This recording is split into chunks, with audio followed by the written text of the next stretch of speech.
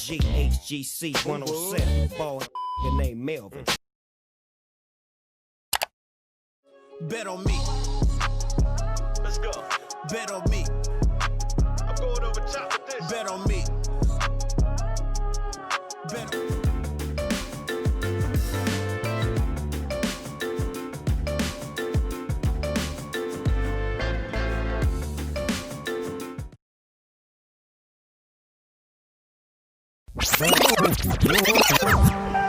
If you've got any health in your body, I put it there. So excited!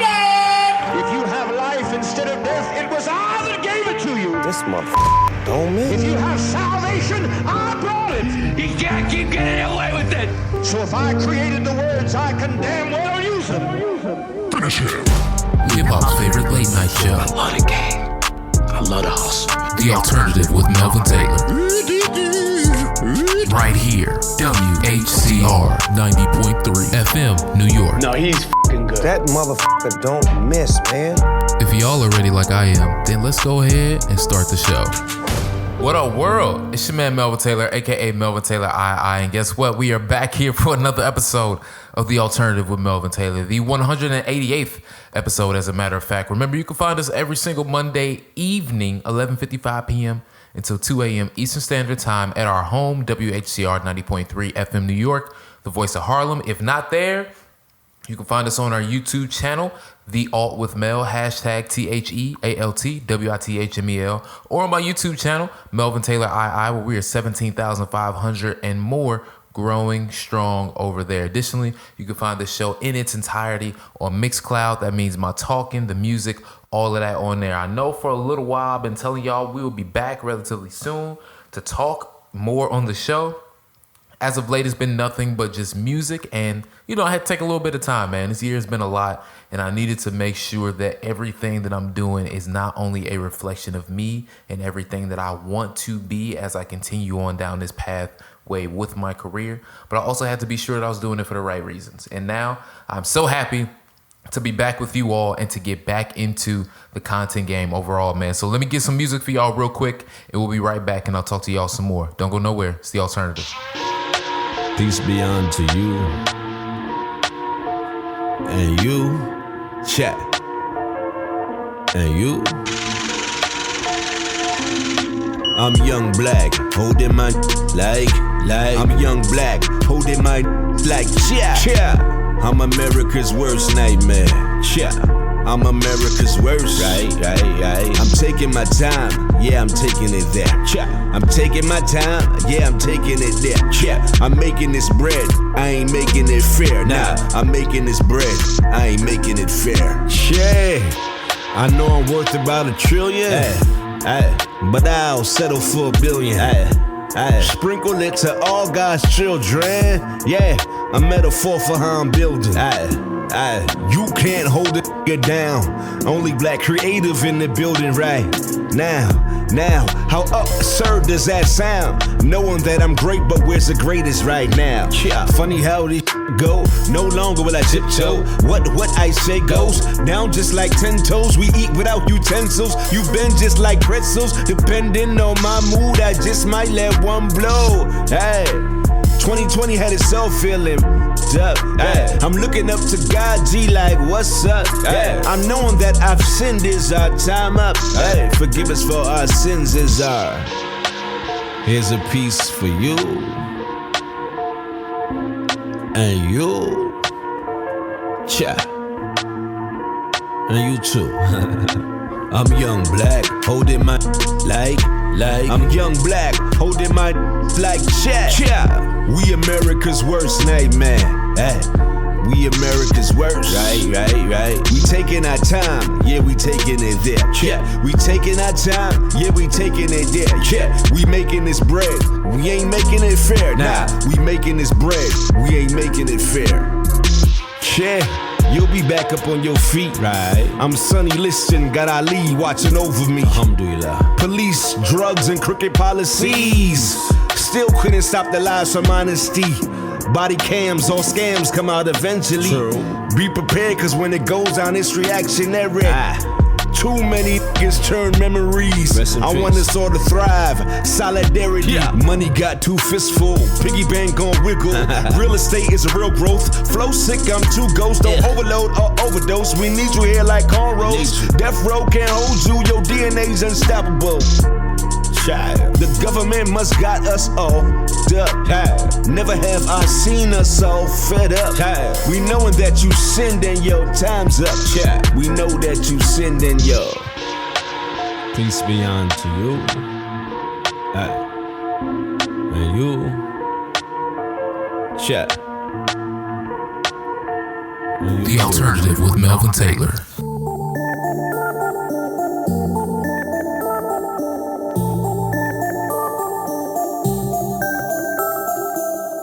Too high, ain't no touching me. I done live too rough, you can't hustle me. You doing too much and that's on me. They don't show no love, but they all on Heems. Heems too high, ain't no touching me. I done live too rough, you can't hustle me. You doing too much and that's on me. They don't show no love, but they all on Heems. Mouth running off like a Uzi. Always telling me that you rude to me. They ain't gon' like the new me. Cause the new me don't deal with it. No meal tickets, gon' have to work to get it. I present the hours, they don't wanna split it. Never put in the time, but you still want the riches. Is there something that I'm missing? Man, these got off the street, now they internet tricking. The bro can make a hit in his damn kitchen. And you still complaining that there's no way to get it. And mad that the cash is trying to get it, won't listen. Yeah, I been a little off my mission. Real man can't admit it. If you stay in the gym, you will stop breaking. No Charlie over here, keep it still when I'm trying to kick it. Heems too high, ain't no touching me. I done live too rough, you can't hustle me. You doing too much and that's on me. They don't show no love, but they all on Heems. Heems too high, ain't no touching me. I done live too rough, you can't hustle me. You doing too much and that's on me. They don't show no love, but they all on Heems. I'ma do me, Lonzo. Fine, bro, tell him I need it pronto. Can't believe my nip Gonzo. Watching the get rich and buy a Lambo. Yeah, show these motherfuckers who I stand for. Where I put this words to this music is Orlando. You already know I can't stand you. Middle fingers what I hand you. She said give me something I could dance to. I'ma give you something your ass better dance to. The next level we advance to. Invest a couple dollars, secure that financial. A gang of trophies on the mantle. A couple plaques on the wall, that's just all for the randoms. I need them, but I can't stand them. I feed them out this black magic.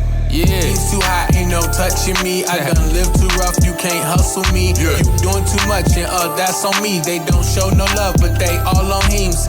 Heems too high, ain't no touching me. I done live too rough, you can't hustle me. You doing too much and that's on me. They don't show no love, but they all on Heems. Heems too high, ain't no touching me. I done live too rough, you can't hustle me. You doing too much and that's on me. They don't show no love, but they all on Heems.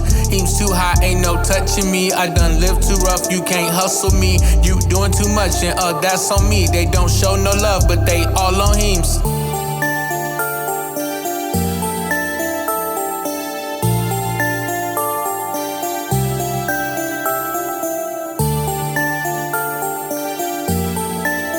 Man, oh man, remember you are back right here on The Alternative with Melvin Taylor.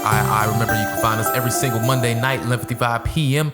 Eastern Standard Time on WHCR 90.3 FM New York, the voice of Harlem. Follow us on social media, TheAltWIthMel. You can find us on all social platforms, all right? So, episode 188. Man, I did not get any sleep this past weekend. Why did I not get any sleep this past weekend? I'm sure some of y'all that's been following the show for some time know what it is. Y'all know that your boy is a big Lakers fan. And the fact that they are now back in the NBA Finals. Shout out to the basketball guys for getting us back into the finals. Shout out to LeBron and AD for coming to LA and saying we gonna put the Laker lore back where it needs to be. Your boy is super excited, super hyped. So glad to finally be back. And maybe to the day in which I'm recording is Sunday, I'll be able to get some more sleep tonight as Miami and Boston square off to see who eventually will face the Lakers in the finals. Now, before I get into anything else that's been going on, make sure that aside from following us, you can also check out the Patreon page. That is Patreon, patreon.com/Melvin Taylor II, where you'll be able to find out so much more of the things that I've been working on behind the scenes and see what has been going on with me. You can contribute in any way possible. I promise you, it is duly appreciated. Moving forward, I do need to shout out some of the supporters that we have in general, which is Tanya. You've been hitting me up via email, and I want to say I appreciate you. Thank you so very much for all the support that you give to the show, and I want you to know that you are very much appreciated as a listener of this show and have been for some time. I hope you know that. Shout out to my boy Young Chris the Artist out in DC, because I know you always listening as well, man. If y'all haven't checked out A Single Party, go ahead, make sure y'all check that out too. Shout out to my man Cole Wright that is on the NFL Network that tunes in, man. I hope everything is well with you and your family. We got to talk about the baseball though, because I'm still a little upset about the White Sox right now, but we'll get into that. Bone, what up to my man Bone out there down south, as well as Lil Naomi. I hope that you are doing good. The radio guy, so glad to be back on the radio and be talking to you, Naomi. So make sure you get some rest. And my guy Brenton, that is out in the, I believe he's in the Midwest now. Brenton, we gotta talk soon to see what's going on in your life. Glad to see that things from what I've seen from afar have been working out for you. And everybody that is on my Patreon, those that are my patron supporters, I gotta shout y'all out as well. Shout out to Eric, Larry, JL, OC, Paul, Winterfield, Mike Ganley, Julia S, Danielle C, Yin, Amanda O, Mike, Witt, and Dan. Shout out to each and every last one of y'all for supporting on Patreon, because as you guys know from the videos and things that I've shared with you on there, your support is invaluable. I'm so thankful for it. Now, getting into everything else, man. What's up with the YouTube channel, Melvin? So, as I've been telling you guys, been kind of going through a renaissance on my end just to see, you know, what's next for me, what's going to be next, what does this year look like, what do I want to do moving forward with everything. And you guys know that from me having said the same thing last year when I ended up losing the full-time job that I had at that point in time and basically became a freelancer, figuring life out, right? Well, the YouTube channel, I'm proud to say we will be back relatively soon with a lot more uploads, more consistent, I would say, and more similar to what it used to be when I initially was on the channel, dropping sometimes 3 to 4 reactions a day, you know, and that's a lot. That's a lot to be able to do on top of everything else that I'm doing. So now we have a bit more of a consistent schedule so that you'll be able to get those same videos that you enjoy, as well as other things that I want to do on the channel as well. If y'all haven't, please make sure to check out the Late Show that I have on there that is going to be going up every Thursday night, 8 p.m., where we talk about topical subjects in a funny way with some of the comedians that I work with around New York City. So I know I got a lot of stuff I got to check out in terms of reactions and whatnot, right? You got that Detroit album from Big Sean that I heard so far is fire from what people have told me, and I can't wait to check that out. Y'all know J. Cole dropped 2 songs, and I've been fiending at the fact that I ain't been able to listen to those. Drake dropped so much stuff. Well, let me say this. Drake has dropped some things, but I have a lot of leaks that Drake has, I guess I can't say that he put them out, but that other people leaked of Drake's music. And if you happen to go on Patreon, you know, sometimes I may go on there and be like, hey, y'all, we found this leak. Let's talk about it on here. So if y'all want to hear some of the leaks that I got, we can go up on there too. And The Weeknd dropped and more. So I got to get into all of that, and that will be coming back relatively soon. By next week's show, I'll be able to tell you when exactly those videos will be coming. Additionally, I want to check out somebody's album who I didn't get a chance to check out when it initially dropped, Kaytranada. He's somebody that I've been late to the Kaytranada train. However, his Missy Elliott Ooh Ah remix, I've been going back and forth on YouTube all the time. Back and forth, Aaliyah, Missy Elliott. Y'all see the downtown just going on. Anyway, I've been going back to YouTube to listen to that time and time again. So I'm excited to hop into the music and see what it is that he has, what it is that he put forth on his latest album. Because his music is just feel good. It really is feel good music, and I'm excited to dive into more of that and see what about it makes me feel so good. So excited to be able to do that. And before we hop into some more music and get to group chat news, I want to let you guys know, if you know of any artists that are out there that need and want their music to be heard, please have them hit up the show, hit up our email, TheAltWIthMel@gmail.com, and we will get in touch with them as soon as possible to see if they can get their music aired on this show. All right. Additionally, make sure to check out my Patreon as well to find out how you can be a part of Subscriber Saturdays. Now,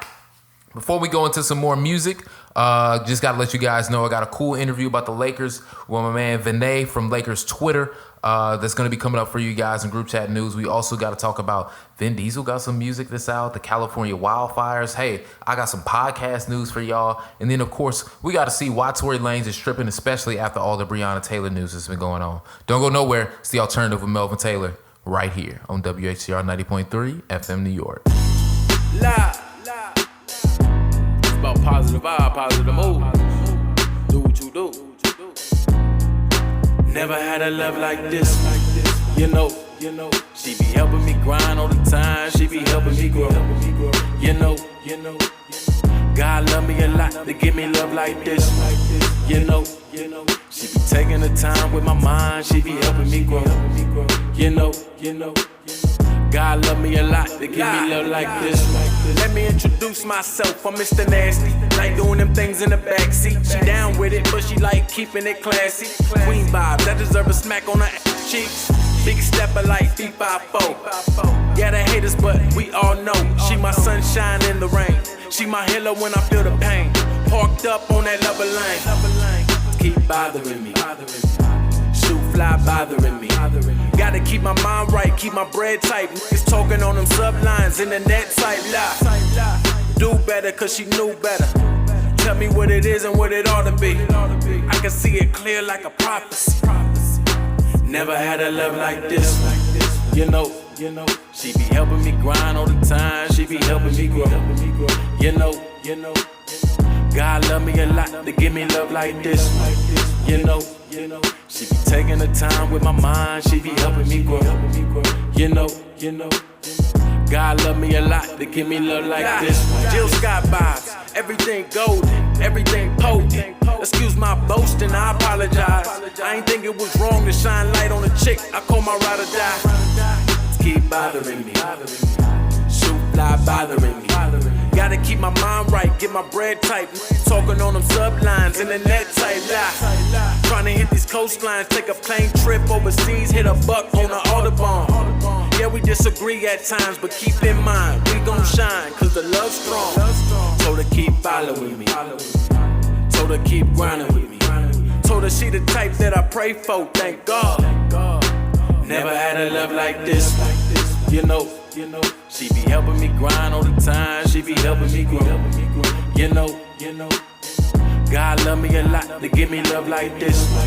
You know, she be taking the time with my mind. She be helping me grow. You know, God love me a lot to give me love like this.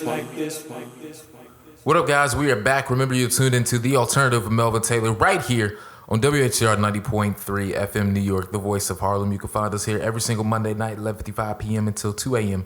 Eastern Standard Time. You can also catch us on our YouTube channel, TheAltWIthMel. Please make sure to subscribe there as we are trying to grow the page more with some of the show content, as well as follow us on social media, Twitter and IG, TheAltWIthMel. Now, I was telling you guys before, I have some news in terms of the podcast. Now, for those of you guys that are loyal listeners to the show, you know exactly what I'm talking about. For newbies or people that aren't that too into everything and how the show works so far, I got to put y'all on game right now. And what I mean is I have a podcast called The Alternative Road Podcast, right? Now, the reason that it's called The Alternative Road is because I understand that there are different pathways to success for everybody. And that success is not a straight line.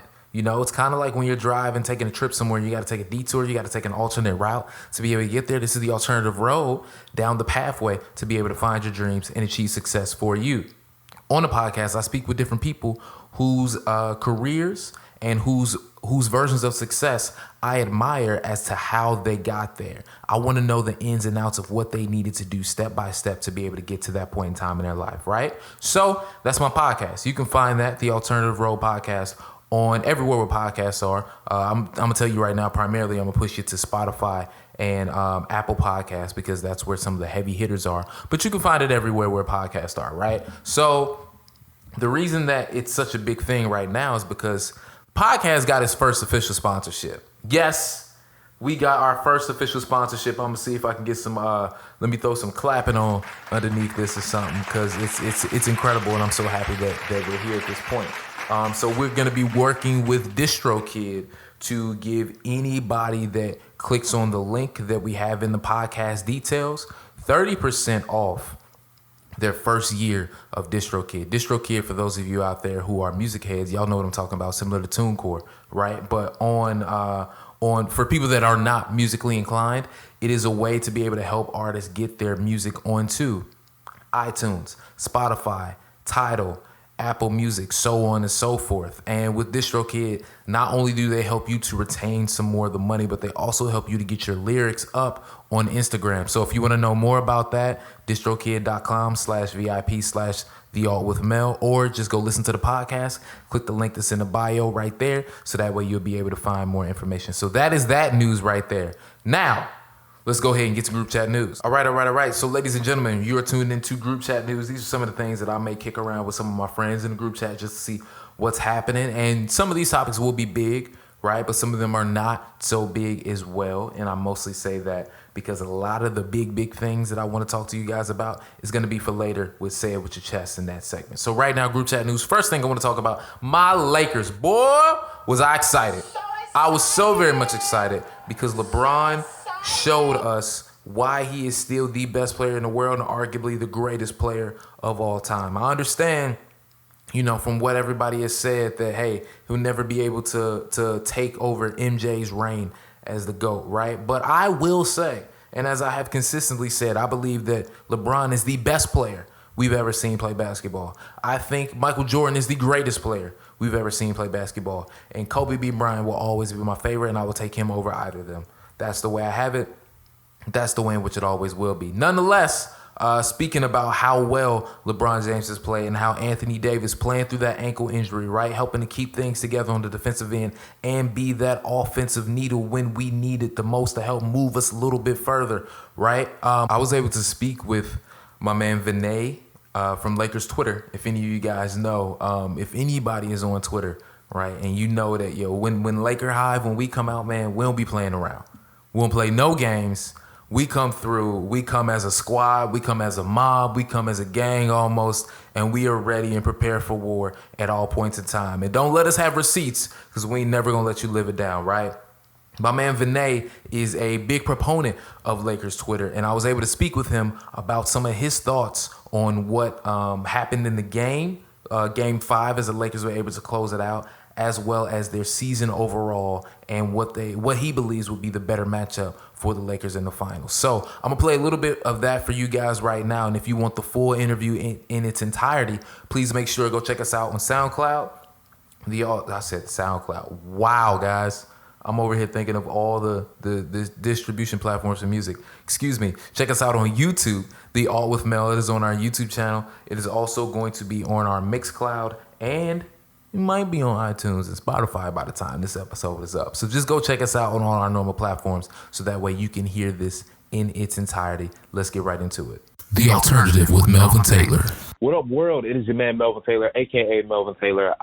We are back for another interview that's going to be right here on the Alternative Radio Show. Remember, you can find us every single week, Monday nights, 11:55 p.m. until 2 a.m. Eastern Standard Time on WHCR 90.3 FM New York, the voice of Harlem. Or you can find our replays on our Mixcloud page, or if Mixcloud is a little too difficult for you, you can also go on YouTube and find us at #TheAltWithMel, or on my personal YouTube page, Melvin Taylor II, 17,500 and growing. Let's see if we can hit 25K by the end of this year. Today, y'all know I'm happy, bro. You know your boy slept good because the Lakers ended up beating the Nuggets because, in closeouts, we make sure to eat our food. We don't play around with it whatsoever. And one of the guys that on Lakers Twitter, for anybody that knows, right, if you know to know and you know people that know what they're talking about, Vinay is for sure somebody that's going to pop up for you and repeatedly on your timeline. Today, Vinay is joining us on the show, man. How are you doing, bro?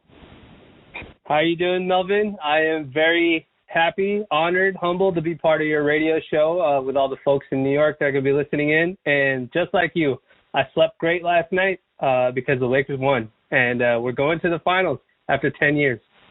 Man, definitely. It's been a long 10 years. I think that I was, first of all, let me say thank you so much for coming on as well. Greatly appreciate it. Before we get into any of that, can you tell us a little bit about your newsletter so that way we can make sure to plug that so people can go ahead and check it out? Yeah, I appreciate that. So, I just have this little newsletter. It's an email newsletter that I do. It's mainly Lakers content. But there's usually a lot of other basketball stuff that I like to write about because my life revolves around the NBA season. I try to watch as much as I possibly can. It's called Charitra. You can find me on Twitter at VKillem, VKILLEM, and the link to the newsletter is right there in the bio. That's pretty much all I'm at. So that's the easiest way to kind of engage with me. Perfect. Ladies and gentlemen, please make sure to go ahead and find him on Twitter, VKILLEM, so that way you'll be able to not only click that follow button and follow him, but also sign up for the newsletter. We are signed up as well, so don't be out here in the street saying, hey, yo, V, I'm signed up, and then you're not signed up. Like, he can pull it up and look, so don't be that guy. We can go ahead and transition into a little bit more of the Lakers and the lack of sleep we've all gotten over the past 24 hours.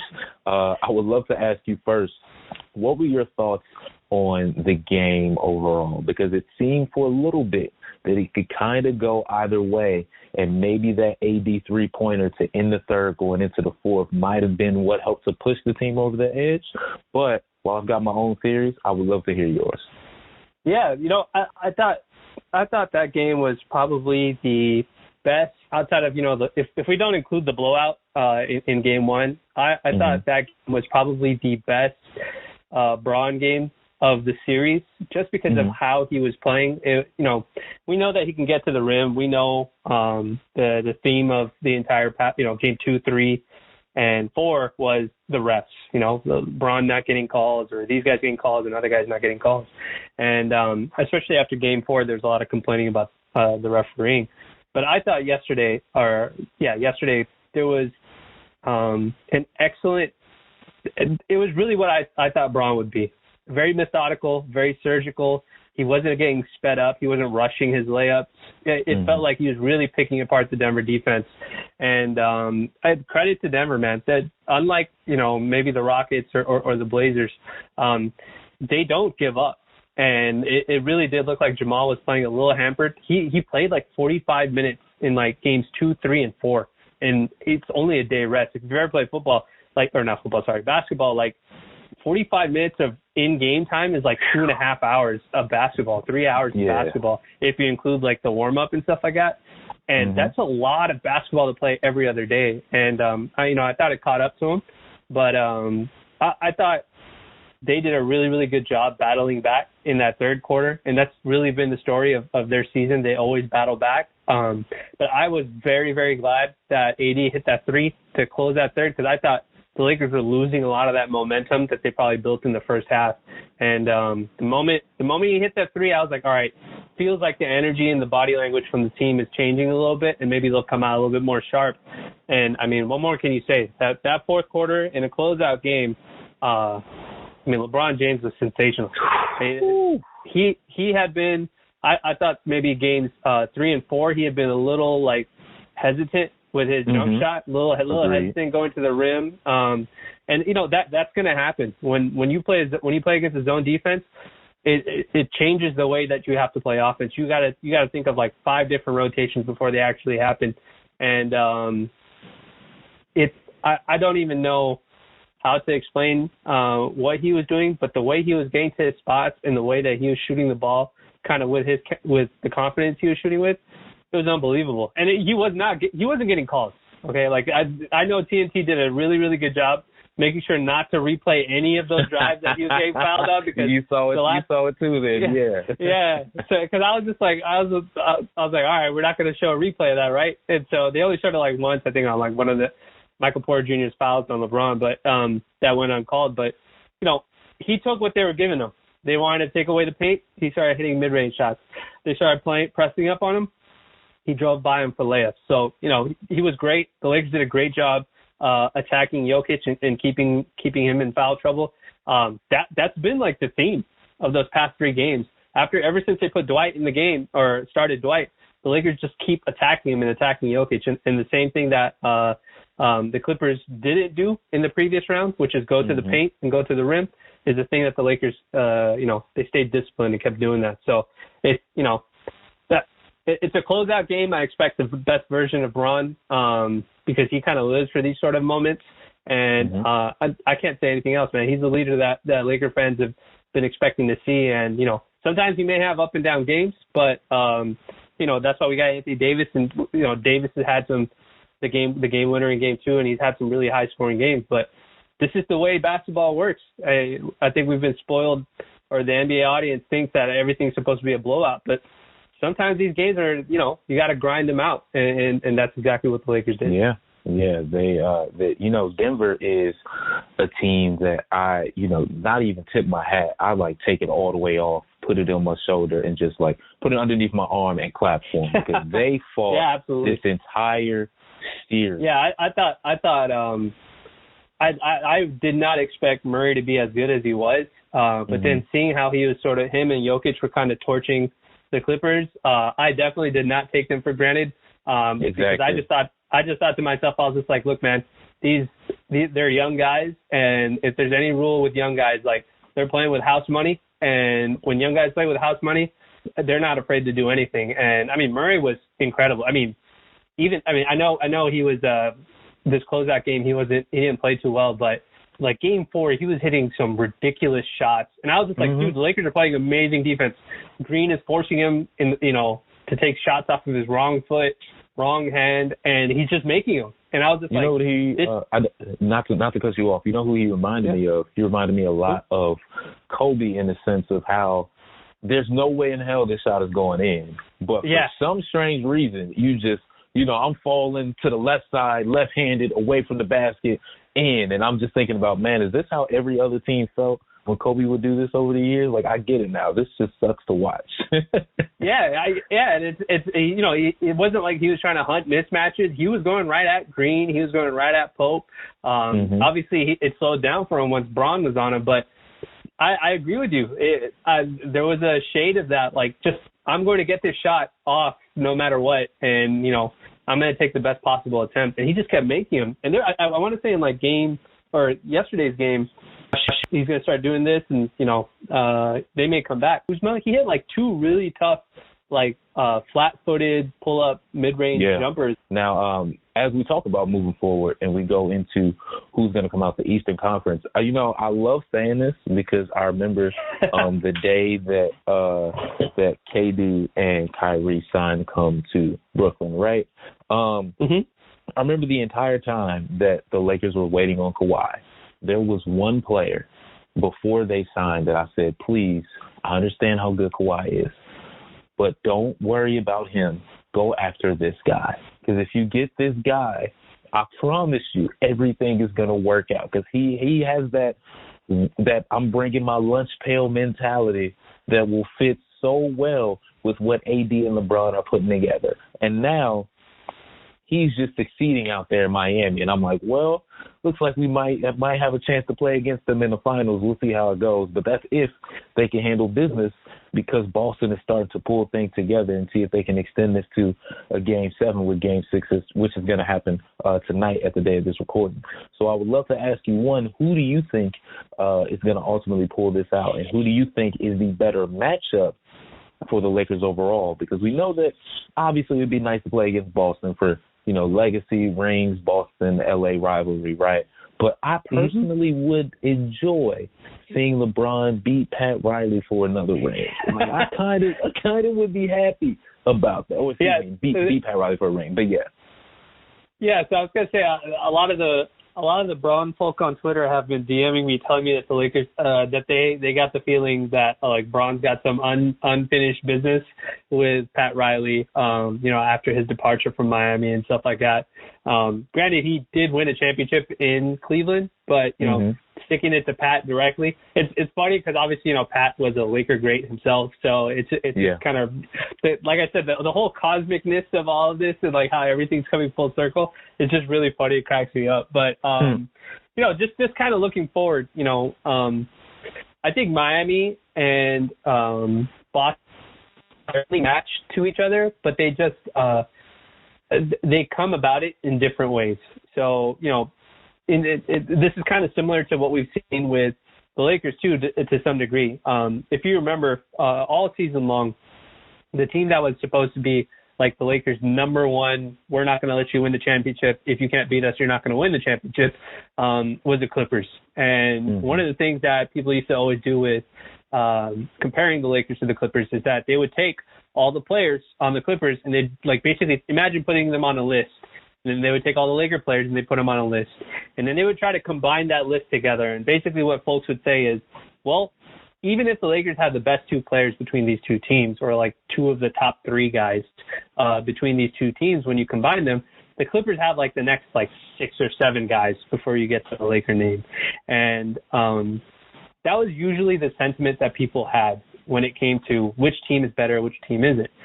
If you look at that Celtics and Miami team, and you had to do the same exercise, you take all the Miami players, all the Celtics players, and rank them all together, 1 to 30.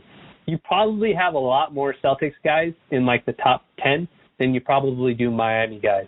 But that's not how basketball works, right? That's how it works. Maybe if you go and play pickup at LA Fitness or Lifetime Fitness, whatever's out there, or 24-hour fitness, that works because there's no rhyme or reason when you play pickup basketball. You're just kind of whoever's got the best players will probably win. But in the NBA, where you have these high-level coaches who are scheming and high-level coaches who create entire like structures on offense and defense and make adjustments to whatever you're doing, when you have teams that do stuff like that, it doesn't matter necessarily how your talent kind of stacks up in the rankings. It all comes down to fit. So the reason why the Lakers have been so good is, sure, they may have the best 2 guys that are on the floor compared to any other team at 1 and 2. But even if the rest of the guys don't even crack the top 10, they amplify the first 2 guys to be so successful, and our best 2 guys amplify the other guys to be so successful that it ends up like it ends up kind of negating what skills the other guys have. So a perfect example of this is like Dwight Howard, right? Dwight probably wouldn't be that high up if you had to stack up the Denver roster versus the Lakers roster. He'd be lower. But if you pair Dwight with Anthony Davis or LeBron James, all of a sudden he's a double-double guy who's giving Jokic problems with his defense.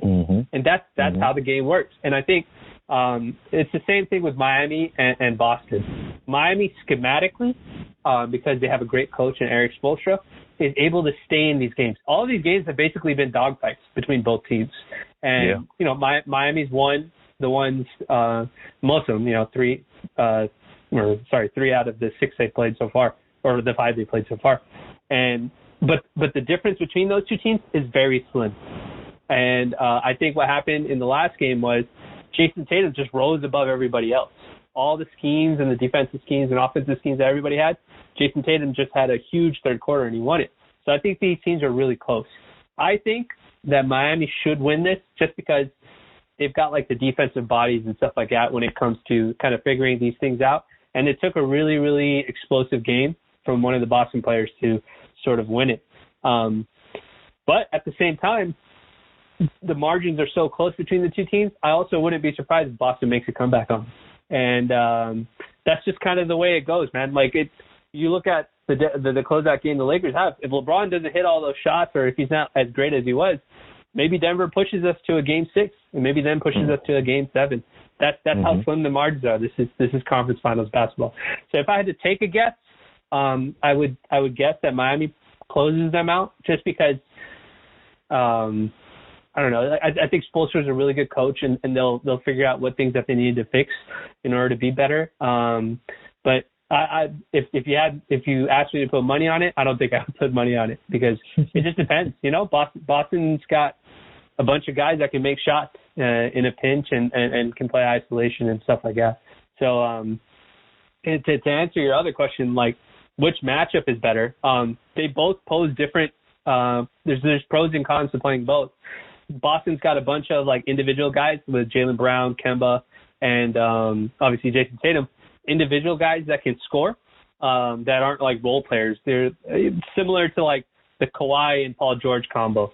But at the same time, they play small. Like Daniel Tice, he's a small guy. I think their true big is probably like Enes Kanter, who's terrible on defense, and then Robert Williams, who's he's good on defense, but he's not a very like great offensive player. He's a rim runner, that sort of thing. But as we've seen, the Lakers, if you have two guys that you basically rely on going isolation the whole time, the Lakers will put their best defenders on them. And you're going to have to make really, really tough shots on them in order for that to happen. So that there's a pro and con to that situation. The Lakers have the size. That could be a really good AD matchup where he could, and with him finding his mid-range, he could just light it up from basically anywhere on the court that he wants to, and Boston would have some trouble with that. But Miami poses a different kind of threat, right? They play based on their scheme. They play based on what the defense is allowing them to do. So they like to cut to the rim. They'll, Dragic and who am I thinking of? Jimmy Butler, Bam Adebayo. Like they'll collide. They'll rough it up. They'll muck up the game.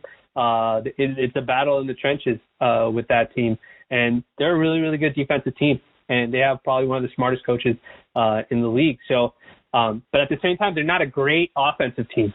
So that kind of helps the Lakers out, right? Because the Lakers have been playing some ridiculous offensive teams. They just ran through Dame. They just played Harden. And now they had to run through Murray, who was probably like the best scorer in the bubble until he got knocked out. So this might be refreshing for the Lakers to have to play against a team that's not scorching on the offensive end. But again, they grind it down on the deal. Like Bam, Miami can play Bam on an 80 straight up. It doesn't mean he's got to stop 80, but it's an easier matchup in that regard. There may not be any double teams and stuff like that. And so in terms of like looking at matchup and which one would probably benefit the Lakers more, I would say Miami's probably the team that benefits the Lakers more, only because they're not as great of an offensive team as the teams that the Lakers have played against, but they are a really, really good defensive team. That's kind of where they're at. All right, ladies and gentlemen, please make sure that you go ahead over to our YouTube channel to listen in totality to what Vinay had to say about the Lakers and their chances to win the NBA Finals. Additionally, you can also check that out on the Alt with Mel radio show that will be on Spotify and iTunes. Additionally, like I said before, it is on our Mixcloud as well, where you can hear the show in totality with music and everything involved. So I'm super excited about that and would love for you guys to go check that out. Make sure you also subscribe to his interview too. His newsletter as well, because it is full of basketball information. And he's really just a basketball savant, guys. He's so in tune with the details and what's going on. You're going to enjoy everything that you get from Vinay. So make sure to go ahead and check that out. We'll be right back with some more group chat news right after this. The Alternative with Melvin Taylor.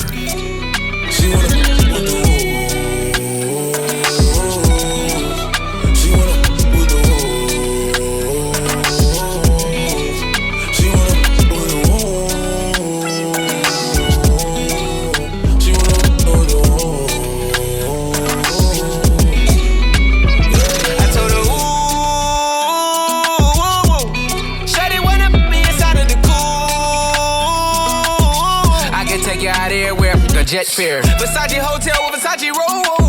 Like it when you let down your hair with no roll. And I say to myself, cause I never like these. If she only like the guap red like these, why would I waste my time on a shorty that don't got me on the front of her mind? Especially when you get designed and I want it done. And the building came with the wings like a number 9. Yeah, come through, just us two.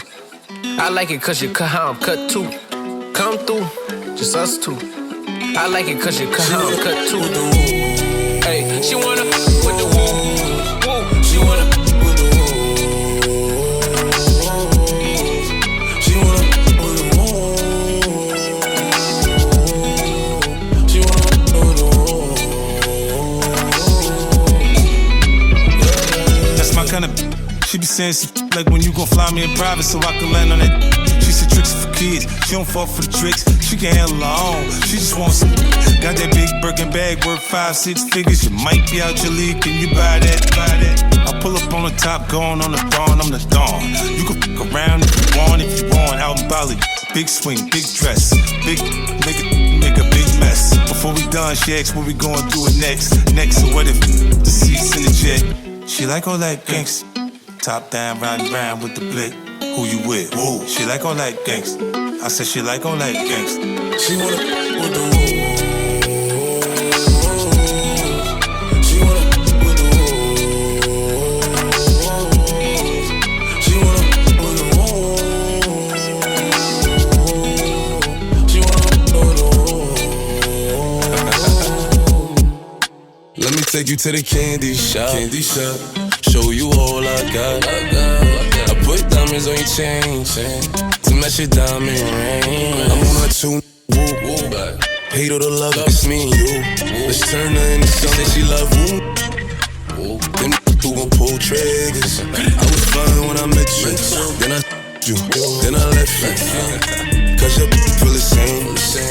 And I don't got time to waste. She wanna with the woo. She wanna with the woo. She wanna with the woo. She wanna with the woo.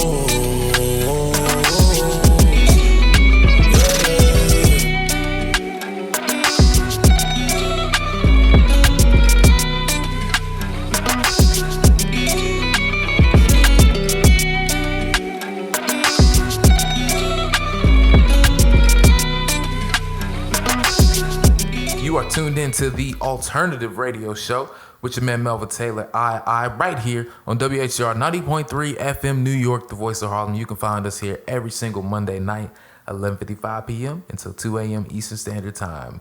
WHR 90.3 FM New York. Now, other things we got to talk about right now, right? Vin Diesel. You know, we reached that stage of quarantine where people just must be bored. Like, extremely bored. And I figured we hit that point kind of like in May. But we've hit a new level of that because Vin Diesel has decided to put out a music track. And this is an EDM track. I was not prepared for it. Was not prepared for it whatsoever. Was just kind of like, why is Vin Diesel's name trending? Like, what happened? Hopefully everything is good. And then I come to find out that this man went and made a whole EDM song, bro. I was kind of baffled, like, not gonna lie. And a part of me was a little like, yo, why are you doing this?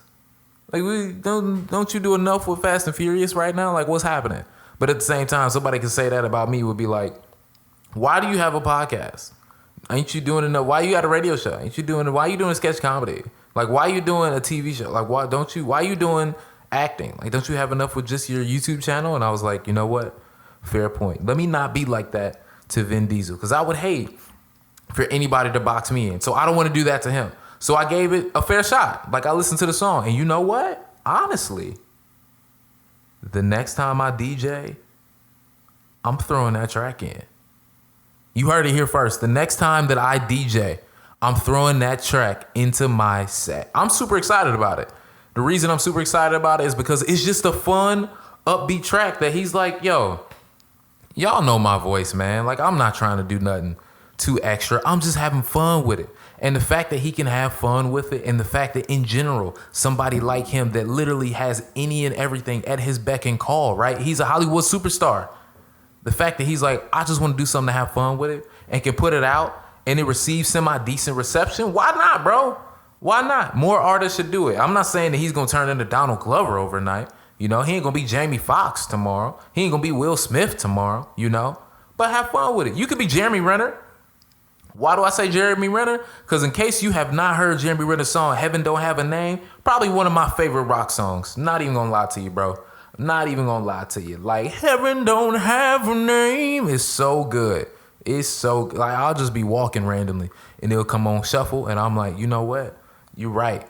Heaven don't have a name, and it bothers me that she don't. Like, it's crazy. You should definitely listen to that. I'm not gonna play it on the show right now, but at some point in time, I'm gonna spring that on you. You're gonna be like, this was the song that Melvin was talking about, and I'm gonna look at y'all and be like, yes, this is the song that Melvin was talking about. So make sure y'all go ahead and check out. The name of the song is Feel Like I Do. So make sure when y'all get a second to go ahead and check out Feel Like I Do by Vin Diesel. It also looked like he got on the Kelly Clarkson show, he did like a little vlog for it, or like it looked almost like a lyric video. I'm gonna have to check that out.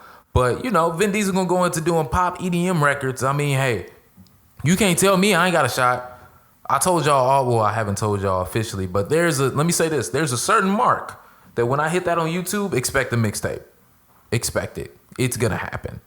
It's gonna happen. And you know what? I'm going to blow some of y'all away. Because, you know, just from me singing Heaven Don't Have a Name, Y'all know I got a little bit of I need a dollar, dollar is what I need. Let me stop right now because y'all got to pay for the rest. So y'all just have fun with that. And in due time, everything else is going to be there. All right. Up next, group chat news. California wildfires, man. So what I was saying to you guys earlier about Thursdays at 8 p.m. is me and some of my sketch comedy friends and some of my improv friends from around the city have come together to create the Alternative Late Show, where we're going to do like 5-minute monologues every week that talks about, I just had a brain fart for a moment, where every single week we're going to, on Thursdays, I'm just all over the place, bro. You know when you get distracted by something and you just like, I have gone so far off the path. Where am I going back to now? Now I'm back. Okay, let's go. Every single week, 8 p.m. Eastern Standard Time, we're going to drop a 5-minute comedic monologue. It's going to talk about something in the news, right? And it may not be something that's the biggest news story out there, but it still is something that is uber important to what is going on. And the reason that we're doing this is, one, we kind of want to have some fun. And this is a good way for us to be able to have some fun, flex our creative writing muscles, flex our comedic writing muscles, right? And to put that out in front of our audience and to get reception on it to see what it is that you guys think about it, right? Additionally, there are a lot of things that get swept under the rug with news, right? Say, for example, how many of y'all still thinking about the killer bees right now? Yeah, you forgot about them, didn't you? Exactly. So there are things that are going on in the world today we need to make sure that you guys are staying in tune with. We talked about voter registration and what was going on with USPS. We also talked about what was going on in China and why that is so critical and how it kind of mirrors what could be happening here in the United States. We've also the most recent episode we've done is talk about the California wildfires, right? And how crazy it is out there and how all of this is really human-made climate change. We're the ones that are speeding this up and making our environment that much worse and toxic for not only us, but the future generations that come after us. And we're the only ones that can fix this at some point in time. And look, bro, I've always been of the mindset of at some point in time, we just going to be living like the Jetsons in the sky because it's going to be too terrible for us to actually live down here on Earth, right? But there's only, when you think about it, because we don't have the spaceships to really be going intergalactic and like from planet to planet just yet, there's only so much sky we can really have where we still wouldn't be affected by major storms. Like, let's really talk about it, right? If we were to be the Jetsons, right? There's still only so much real estate that we would ultimately have in the actual sky. Because like on that cartoon, you can make the sky about as big as you want to make it. In reality, we only got so much ozone layer that we can really go into before it's like, hey, bro, look, Category 5 storm come through here. All these tall buildings are done for, There's only so much that we can do. And I say all of that to say, we need to treat Earth way better than how we've been doing it. And a part of that is taking climate change, right, global warming, more seriously than what we have been. If we don't do that, good luck to all the offspring that everybody right now that is of age or a little bit younger will be having, because I promise you, it's going to be looking grim for all of them. And I don't want my kids or anybody's kids to be having to live through something like that whatsoever. So we definitely got to treat climate change more serious. Take this as something that's like, DEFCON 5, we need to get this together. So if you want more information, please make sure to go to my YouTube channel, Melvin Taylor II. Check out The Alternative Late Show, our last episode. It's literally West Coast wildfires. You'll see California's on fire is the name of the title, and you'll learn so much more about it. Last thing that I do want to say to you guys before we head on over to Say It With Your Chest is the podcast, my podcast that I was telling you guys about, the Alternative Road podcast. We have a brand new episode that is now released, and it has the co-founders of Support Black Colleges, Corey Arvinger and Justin Phillips, are both a part are both guests on the show this past week. And what we talked about was absolutely incredible, guys, if I can be completely honest with you. Like, it was so amazing to be able to see people be so transparent about what it is that they want in their life, like what it is that they want to do with their business, what it is that they want to do moving forward, and how it is they want to go about that. We are able to talk about where support black colleges came from and why that's something that they want to do. We were able to discuss how they built their business, what the HBCU experience means overall, what part in Black Lives Matter is support black colleges gonna do, and how they've been helping to fund certain things that have been going on. We also talked a little bit about the decision that Maker made to go to Howard University, and how they at some point in time believe they can get maybe Beyonce, Jay-Z, LeBron James, and Oprah in some support black college gear and some things that they got going on. So I could not recommend an episode of my podcast higher than this one for you guys to check out, because there's just so many gems, so many jewels that you'll be able to take away, and you'll be astonished at not only what they have done, but the things that they want to do in the future. I'm telling y'all, look, by 2030,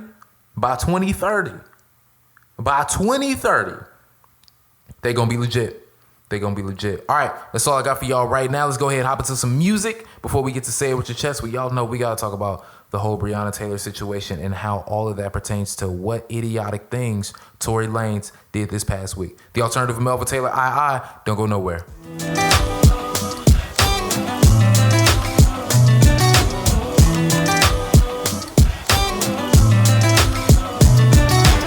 Screaming off my head like every other night.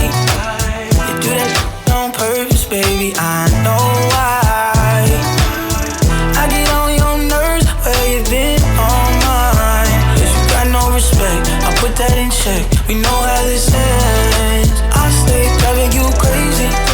You stay running your mouth. You stay getting me started. You loving, I shut it down. Keep on driving me crazy. Keep on running your mouth. Keep on getting me started. Can't wait to shut it down. When we play fight, get the grabbing all up on me, you don't play nice. Next thing you know, grabbing on your waistline. We don't turn another evening to a late night.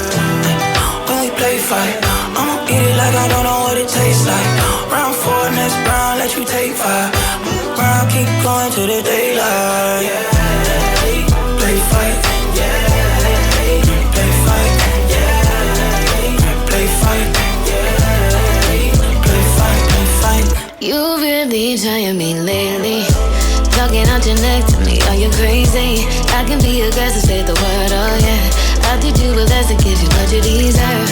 Oh yeah, you love it when I'm mean, oh yeah. All night long, yeah, I'll be screaming, yeah. Baby, don't play with me, I'm not the one. I stay driving you crazy. You stay running your mouth. You stay getting me started. Love when I shut it down. Keep on driving me crazy. Keep on running your mouth. Keep on getting me started. Can't wait to shut it down. When we play fight, get the grabbing all up on me, you don't play nice. Next thing you know, grabbing on your waistline. We don't turn another evening to a late night. When we play fight, I'ma eat it like I don't know what it tastes like. Round 4, next round, let you take 5. Round, keep going to the daylight. Play fight, play fight, play fight, play fight, play fight, play fight, play fight, play fight, play fight.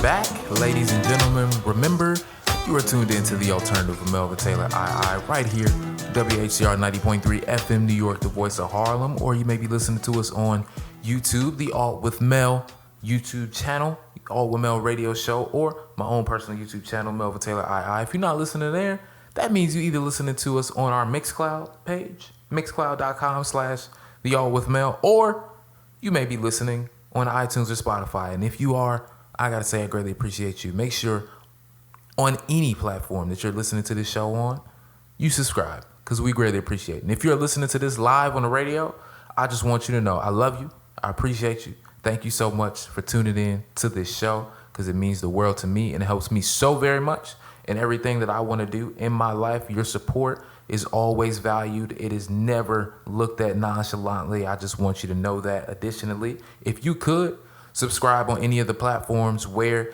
you can listen to this show outside of the radio, it would mean that much more to me, because you guys, all y'all know, man. Y'all know I be working hard, bro. I be working like a Hebrew slave out here, having as many jobs as I possibly can, man. So I'm really trying to build all this up, because I feel as if, you know, when you hear The Weeknd, I feel it coming. Hey, let me stop right now. Again, y'all got to pay for that when the mixtape drop. I just feel like the time is coming for me to not only take this to another level, but take this to a completely different stratosphere. And with that being the next tier of where it is that I'm going and what it is that I want to do, I would not only love for y'all to be a part of it, but having your support and being able to do that is not just necessary, but vital. And with you guys being able to do that, it means the world to me. I'm talking in so many different ways about it. Y'all get what I'm saying. Ain't got to be the dead horse. We're back.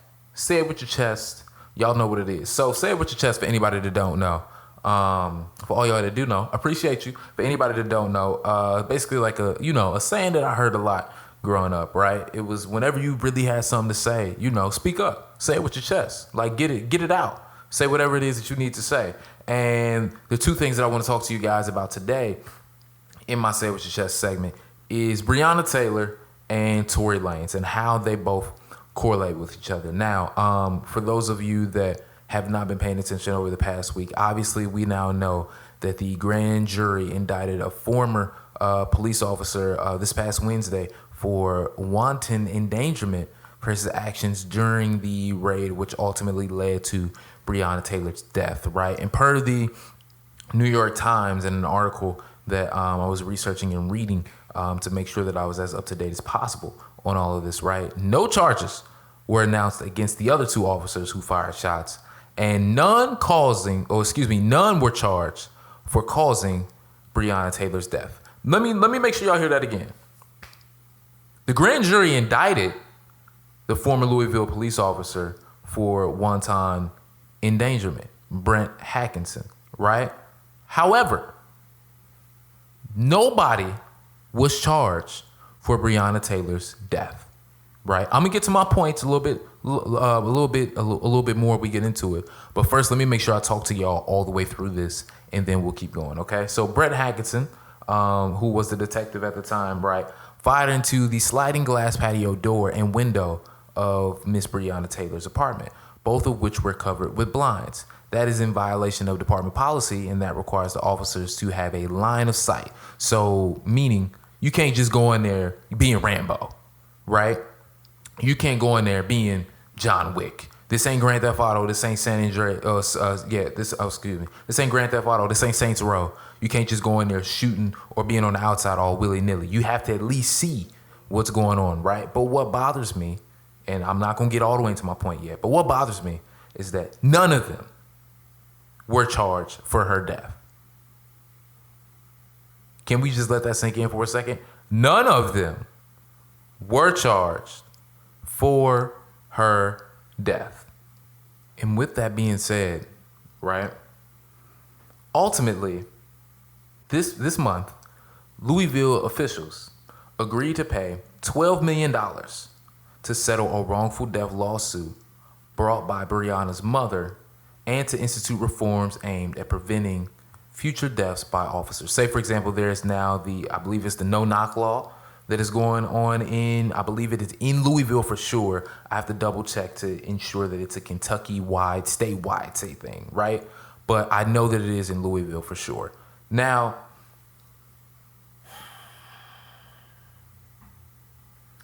let's just get into my points, right? I got 4 points that I want to talk to y'all about this. So point 1, how could you imagine, right? For all my people that are not, right? For all my people that are not black, can you imagine how tiring this year has been?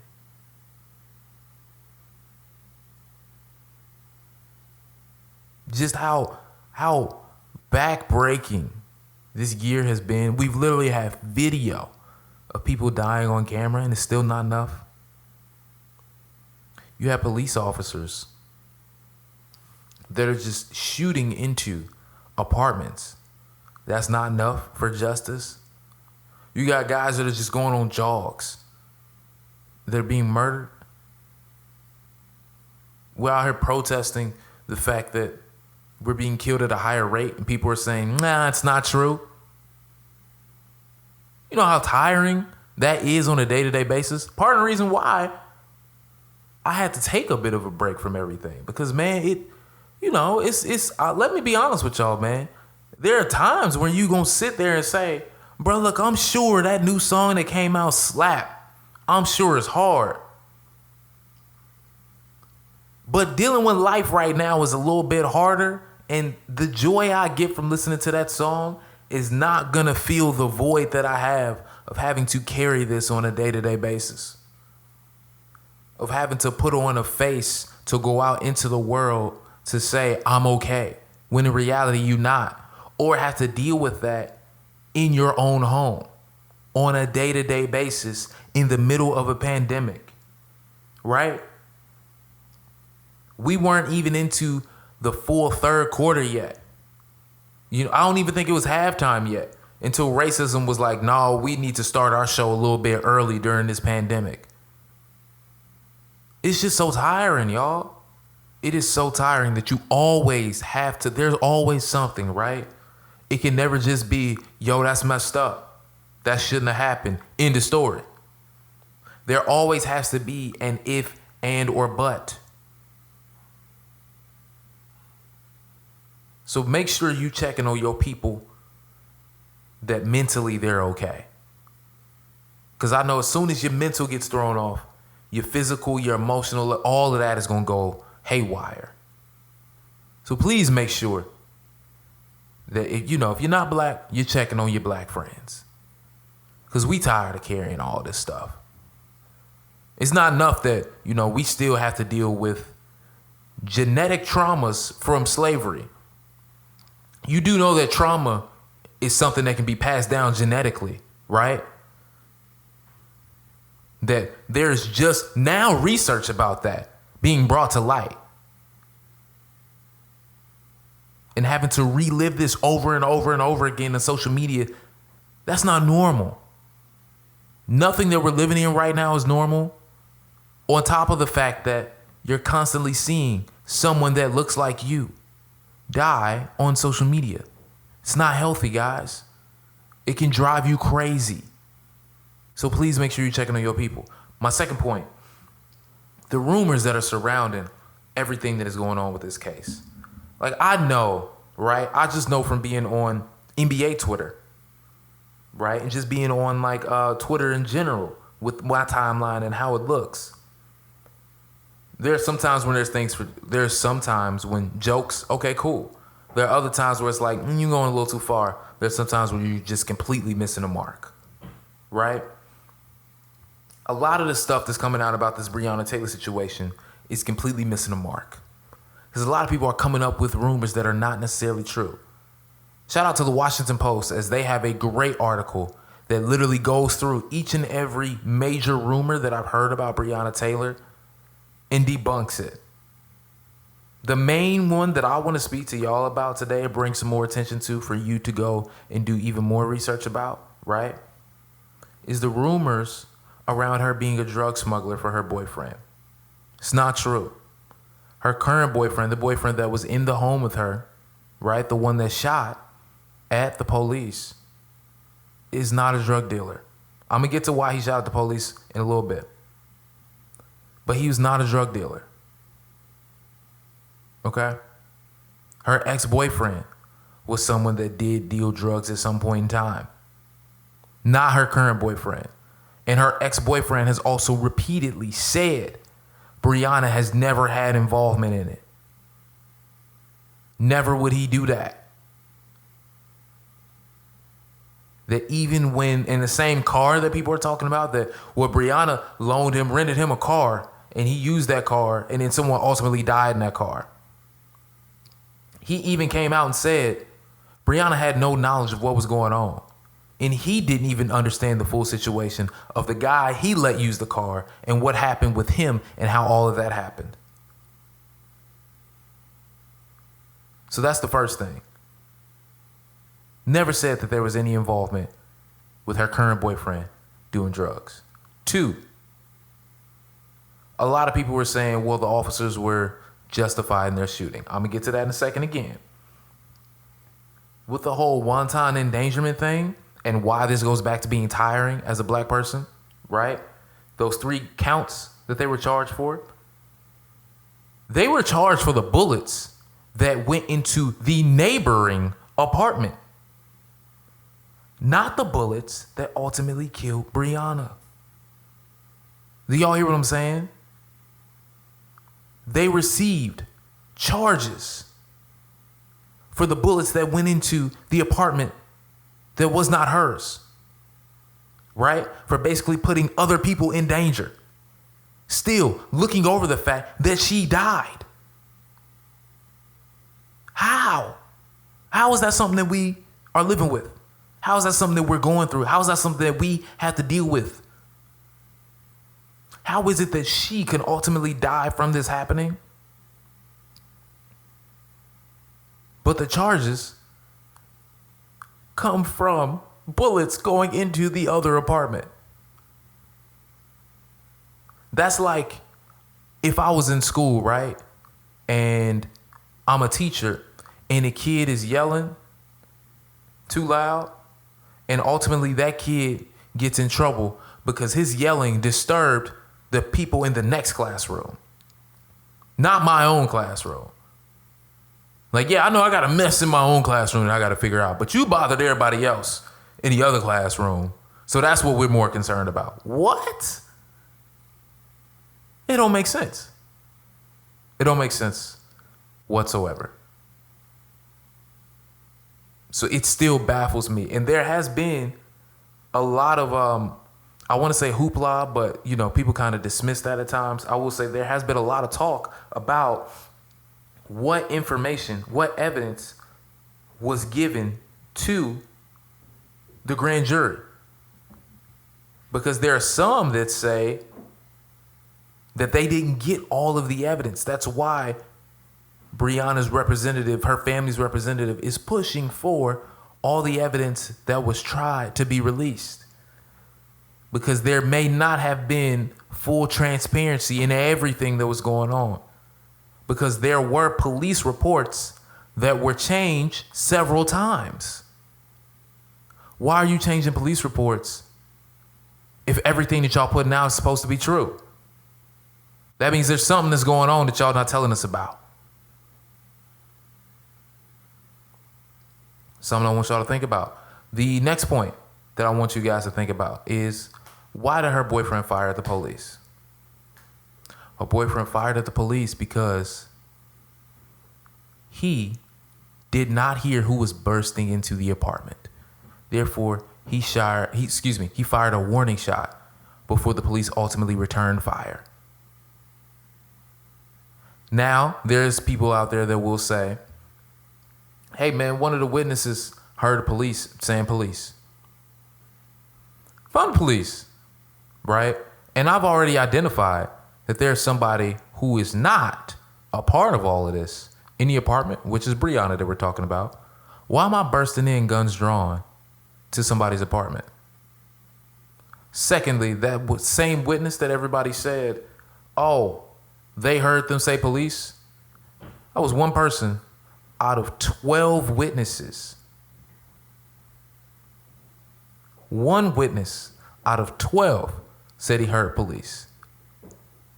Where the assumption is that maybe others were asleep, maybe it was too loud, maybe the police didn't say police loud enough. Ultimately, if you knew that Breonna was not a part of all of this, why not be loud enough to where not only can everybody hear, hey, this is the police, come out with your hands up.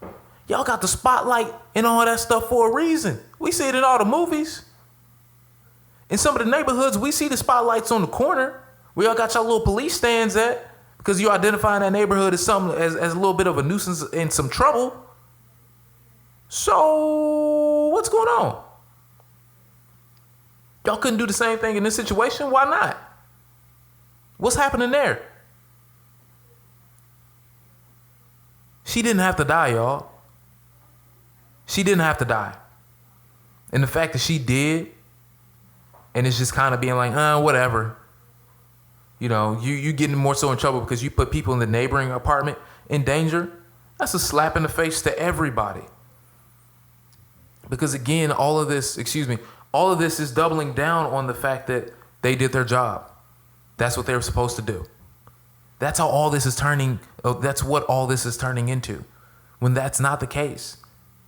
There were clear abnormalities in this. There were clear mishaps in this. There were a bunch of mistakes in this. And if the police just owned that, dealt with it, had consequences for it, none of the issues that people have, especially in this particular case, would continue to be a thing.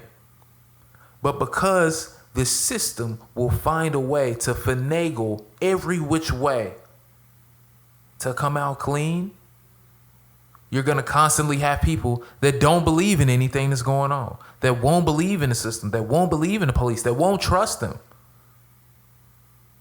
That even if I do call them, I'm still the one that's getting in trouble. There have been too many times where I've heard stories, firsthand accounts, and things that I've seen where people that have called the police have ended up in the back of the police car. I called y'all. Why are y'all putting me in handcuffs? Because y'all don't believe I live here?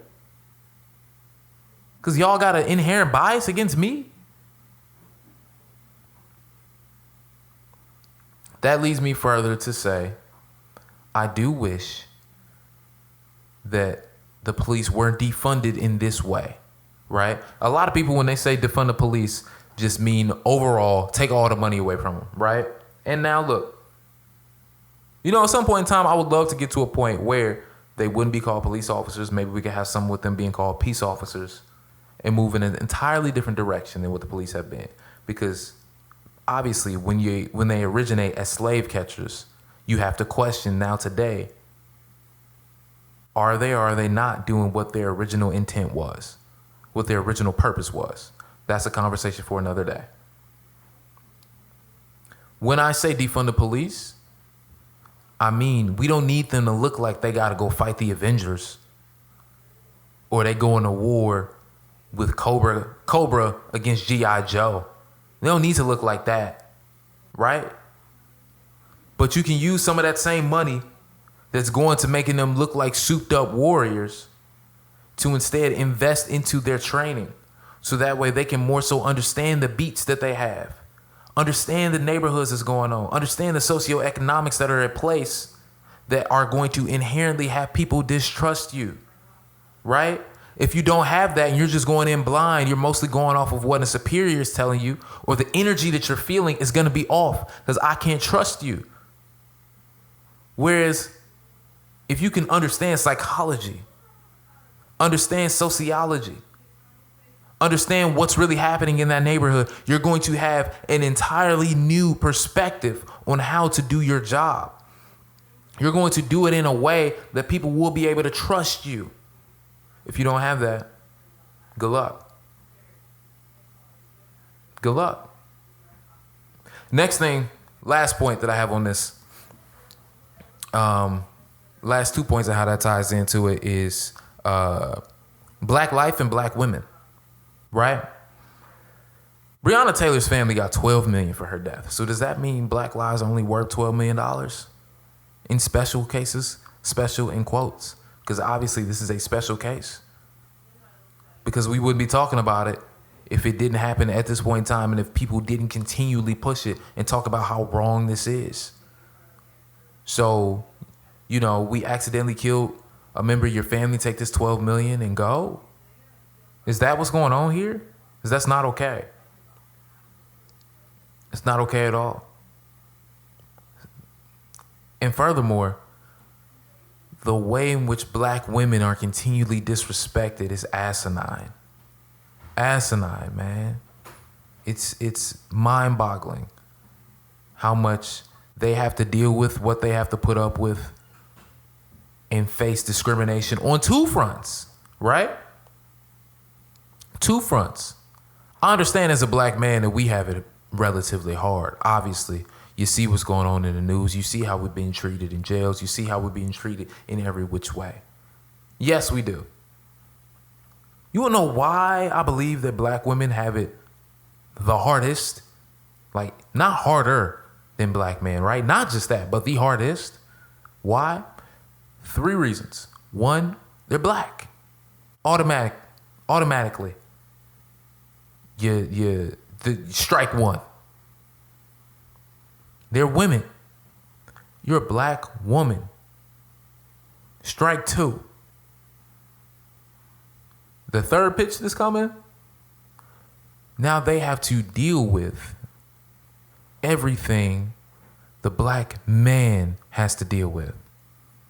Why? Because that's more so than not who black men are going home to. And that's not a thing where I'm trying to be, a racist against anybody. Like, you go home to whoever it is that you're going home to. But majority black people on this planet are going home to majority other black people. Not only do they have to deal with what they're going through in their personal life by being black and being a woman, but they also now have to deal with, is my husband, is my son going to be okay? And they have to prep and then train their daughters, right? In addition to what they got to deal with their husband and how they're going to prep and train their son, they also got to help prep and train their daughter for what they're going to have to live with. 3 strikes, they out. That's tough. That is tough. And yet instead we have people who continue to disrespect them, right? Who continue to discredit them. Y'all know who I'm talking about. None other than Tory Lanez. Daystar. We're going to get to Daystar in a second. We'll be right back. The Alternative with Melvin Taylor. Don't go nowhere. DatPiff.com world premiere. Effortless. Call us aggressive intelligence. Hustle my artist and I'm the executive vice of Spine, Connecticut. Come from the block with an etiquette. It's never lied in the fellowship. We just surviving the elements. But I have my eye on some better shit. I pour out my problems irrelevant. I come from sipping and selling it. Big in the streets, I'm an elephant. Blow the brake, push the pedal it. I jumped in the game, got my letter in. Jumped in the game, I'm a shoe too. We don't never really lose. Do it for Uzi and do. Do in the live. Little and break up. I keep drinking, I live. I can't think without serve. Feel the pain of my word. Got the game from the curb. You weren't there when it hurt. With my chain in the church. VS everything. VS make the world stand out. Came up in the game different. My approach was planned out. I own everything. Just don't want no handouts. My oil sales and that so I still can't get this sand out. Whole lot sneak this politic and that shit gon' get you land out. And my gonna make Christmas sad now. I was supposed to getting better at it, this getting bad now. Ain't no pressure on. Don't be so mad at us. All of my talents and run for Los Angeles. You should be proud of us. I'm the one came to put on from the land of the scandalous.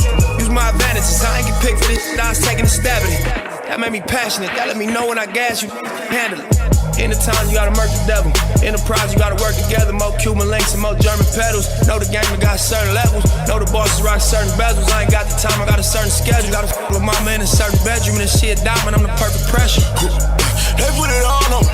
That pressure don't fall on me. I pull up when she call on me. I pull up on my big dog.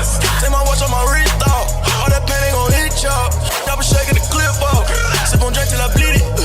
Love my gang, I'ma feed it. Look when they need it. Look when I'm lit it. Out the gate, I'm defeated. Metro up my breathing. We don't respect no middleman, we want the whole thing. Hold up, group, my go both ways. White, lift me up, okay. Monkey trip, say I stack money just so I can go away. Can't straight to let it get to a buffet. Shipping lists before I blow up the buffet. My prescription help me boost up. They put their weight on me, yeah, they on it. They want me go. Spraying on it. But they gotta wait on it. It ain't the game for me. You got a lot of mouths to feed. I got the same motive. You gotta explain for me. Just don't put your blame on me. Cause that's just a part of the game. And I ain't ashamed for it. I was taught to remain humble and applying the same hustle.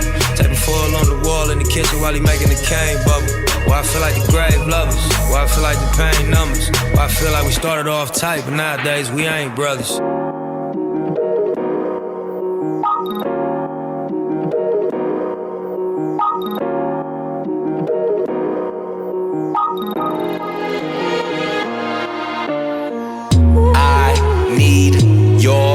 energy. I need your energy. This world is killing me. Light it up. If you feeling my feet, light it up. If you feeling my feet, light it up. If you feeling my feet, light it up. If you feeling my feet, I need your energy. High life, high tide, don't drown. Big breath, take steps, stay cool. When I'm down, that vibe, that's right. On top, that high, I fly, skydive, high five, we won't die. See hope, see drive, see why. And my eyes, win big, win life. Take off, bye bye, no slip. Black ice, they shoot, lit fly. Don't stop, must try. Energy, that's why I'm doing the most. In the middle of the road, I'm running the globe. I'm fighting for those that give everything to get back what they owe. So close, don't fold. Live bright, live bold. Kick back, get goals. Light it up for yours. I need your energy. I need your energy. This world is killing me. Light it up. If you feeling my feet, light it up. If you feeling my feet, light it up. If you feeling my feet, light it up. If you feeling my feet, I need your energy. This what they want, this what they need, this what we on. Took it worldwide and brung it back home, turn it on. Energy. Never been scared, always prepared, taking you there.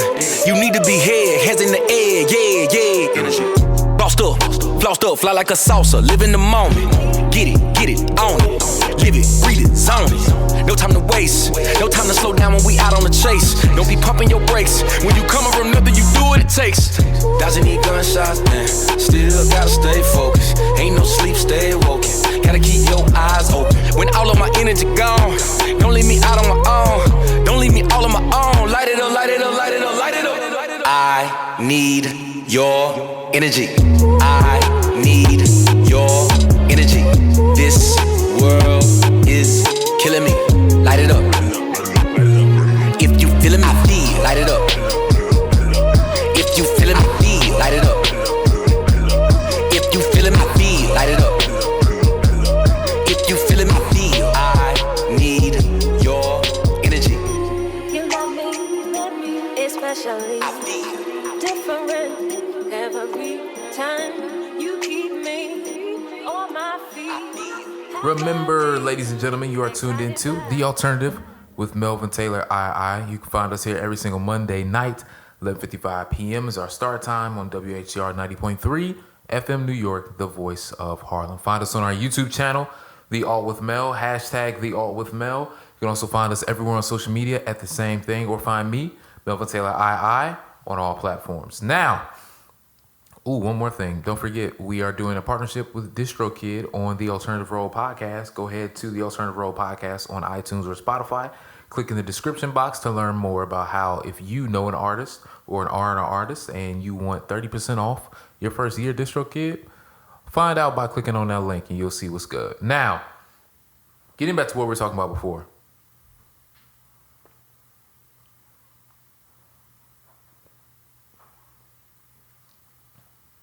Tory Lanez, Daystar Peterson.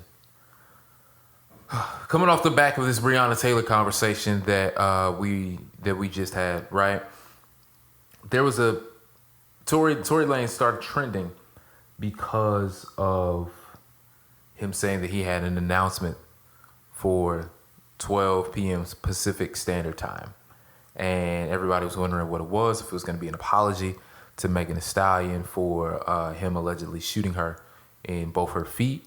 And Megan has since come out and said that, yes, Tory did shoot her in both of her feet.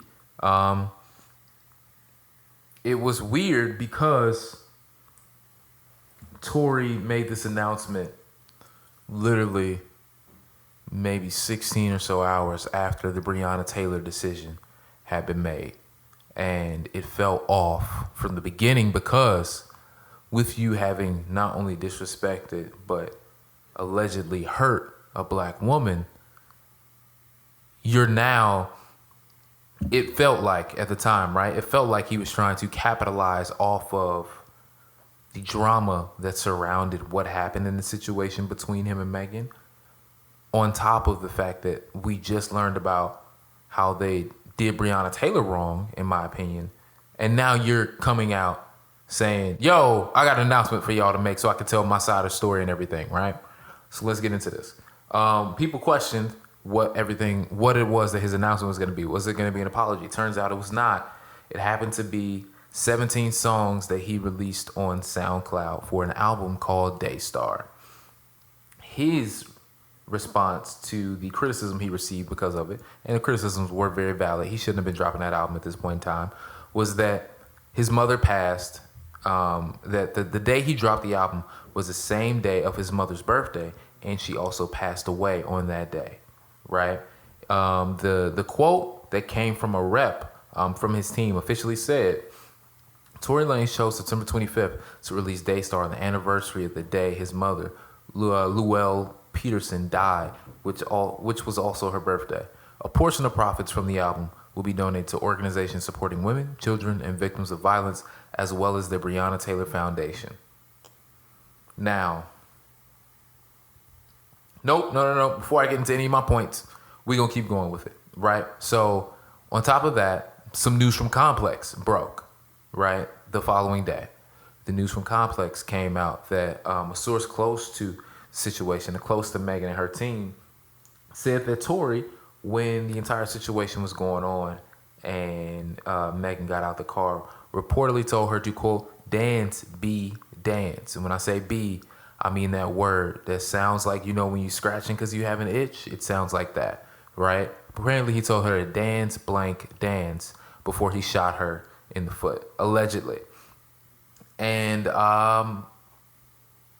in the album, this was one of the quotes from the actual album, right? Now, I haven't heard the album. I won't be listening to the album. I'll explain more of that later. But he did have a lot of things that were talking about Megan in the situation. One thing in particular was that he was saying that her team was trying to pay him off in one sense, right? He also was saying and professing his love for Megan Thee Stallion in another. Because we kind of figured and assumed at some point in time, before all this stuff happened, that they were seeing each other. And y'all know what I mean by seeing each other, right? That they had been together. They was in a relationship, whatever it is you want to, they was in an entanglement, whatever you want to call it, right? It could be safely assumed by the way that they were acting around each other and on each other's lives, they had a situation going on, right? The quote that I'm pulling from this album is this. Gotta see a couple questions. How the blank you get shot in your foot don't hit no bones or tendons? Megan people trying to frame me for a shooting, knowing I ain't do it, but I'm coming at my truest. Look. Nope. We're going to keep going with some more stuff that happened. So, not only was that the case, Rick Ross hopped in and had a few things to say about this as well. Rick Ross on his Instagram story said, Tory Lanez, poor decision, brother, end quote. Picking that back up, he continued to say, dropping that project. Just out of respect for Breonna Taylor, bruh, we got to respect these sisters. That ain't how you address the accusations you facing. That was a poor choice, homie. You ain't get no money with that S. End quote. So Tory Lanez clapped back on Twitter saying, Rick Ross, I respect you too much as a black man to disrespect you in these times. However, how you just gonna say all that then say however? Let's get back to the quote. However, I went out and marched 9 days straight for Breonna Taylor in your city. I didn't see the quote-unquote boss out there once. And all this was because in Rick Ross's original IG story, he showed a smart car. You know those small little smart cars that's like super small? Rick Ross was like trolling, basically saying, I bought this for Tory Lanez. Now, Rick Ross responded back to what Tory Lanez said by saying, first off, little boy, I appreciate how you responded swiftly to Rose, but that's how you should have did the sister that accused you of shooting. That's what you owed her family. That's what you owe all the black women in America. Ross continued on by saying, but more importantly, let's get to you protesting. You ain't protesting in Miami. The only reason you was out there was because the condo you stayed in, $1,500 a month, and the protest was coming right down there. So you went down there and took a photo op. Poor Decisions is putting together an album and trying to profit off some stuff that people like myself was wishing to hear you address this stuff and move on. Not get a wax on or a whack album. This ain't gonna get you no money or no new supporters. So little boy, boss up. That's him going back and forth with Rick Ross about the whole situation and how Tory Lanez handled it. But wait, there's more. J.R. Smith was taking some shots at, J.R. Smith had shots aimed at him from the album through some of Tory's lyrics, right? And J.R. promptly responded on social media. Tory Lanez responded back by saying, look, you ain't from the trenches. I am from the trenches. J.R. Smith is from Newark, New Jersey, ladies and gentlemen. I've been to Newark, New Jersey.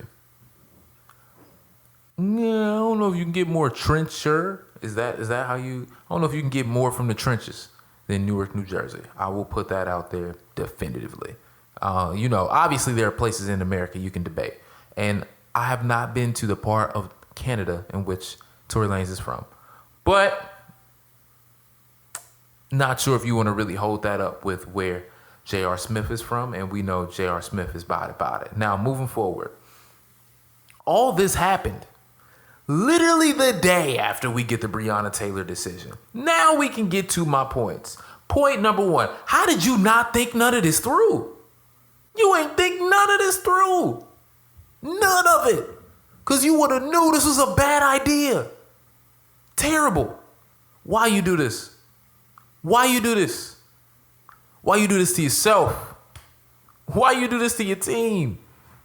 Why you do this for all your supporters? Everybody should be mad at you. And all the criticism and some of the quote unquote hate that you're receiving, in my opinion, is valid. Because this was a dumb thing to do. It was a stupid thing to do, Tory Lanez. Let's be completely honest. This was stupid. No amount of music that you put out right now, I don't care if you got Michael Jackson to come back from the dead to sing on your album. No. You know what? Because a lot of people right now, because of everything in the past year with Michael Jackson, cool, you know what? I don't care if you got Prince to come back and sing on your album. How about that one? No, bro. No, this ain't... Why are you putting out music when you haven't even addressed what happened in that situation? And if legally, right, if somebody wants to say legally he cannot address what's going on, then why are you talking about it on wax? Why are you talking about it in a song? Why are you doing this? Just stay quiet. This ain't the time for that, right? You thought this was the right thing to do? It's not. So let's move on to point number two, right?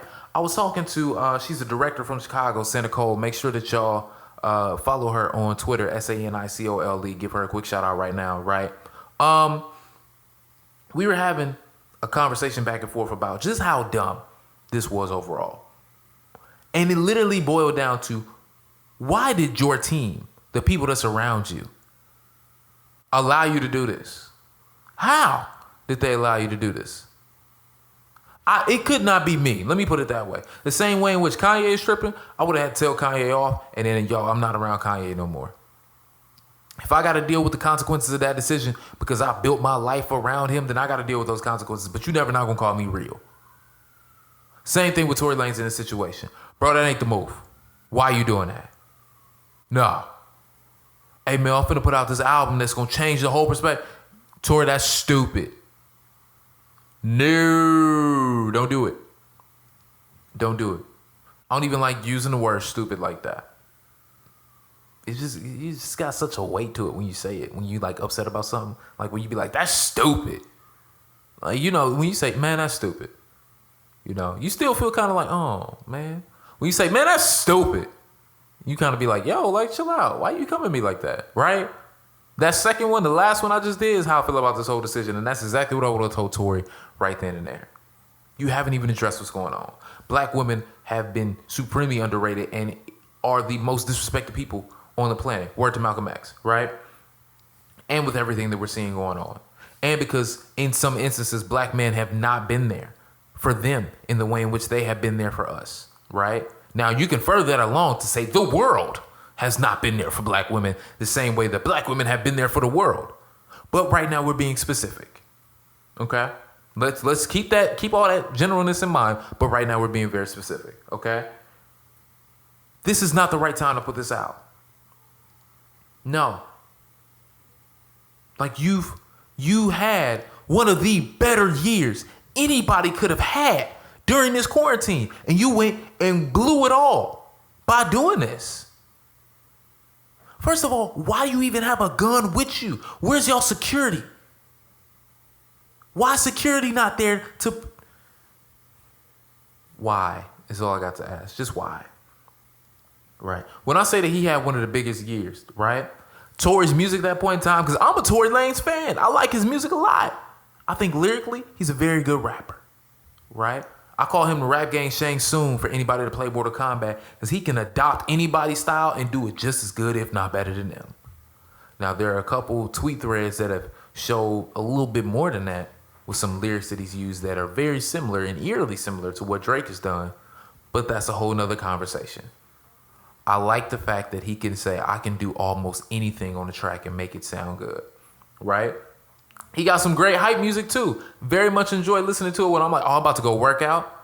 I ain't been broke in a minute. Like all of that.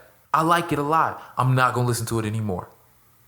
Even on 2K21 when I play it, I take his music off. I don't even really care about the music. But I'm taking his off because I don't want that. I don't want to hear that at all, right? Going back to the big year he had.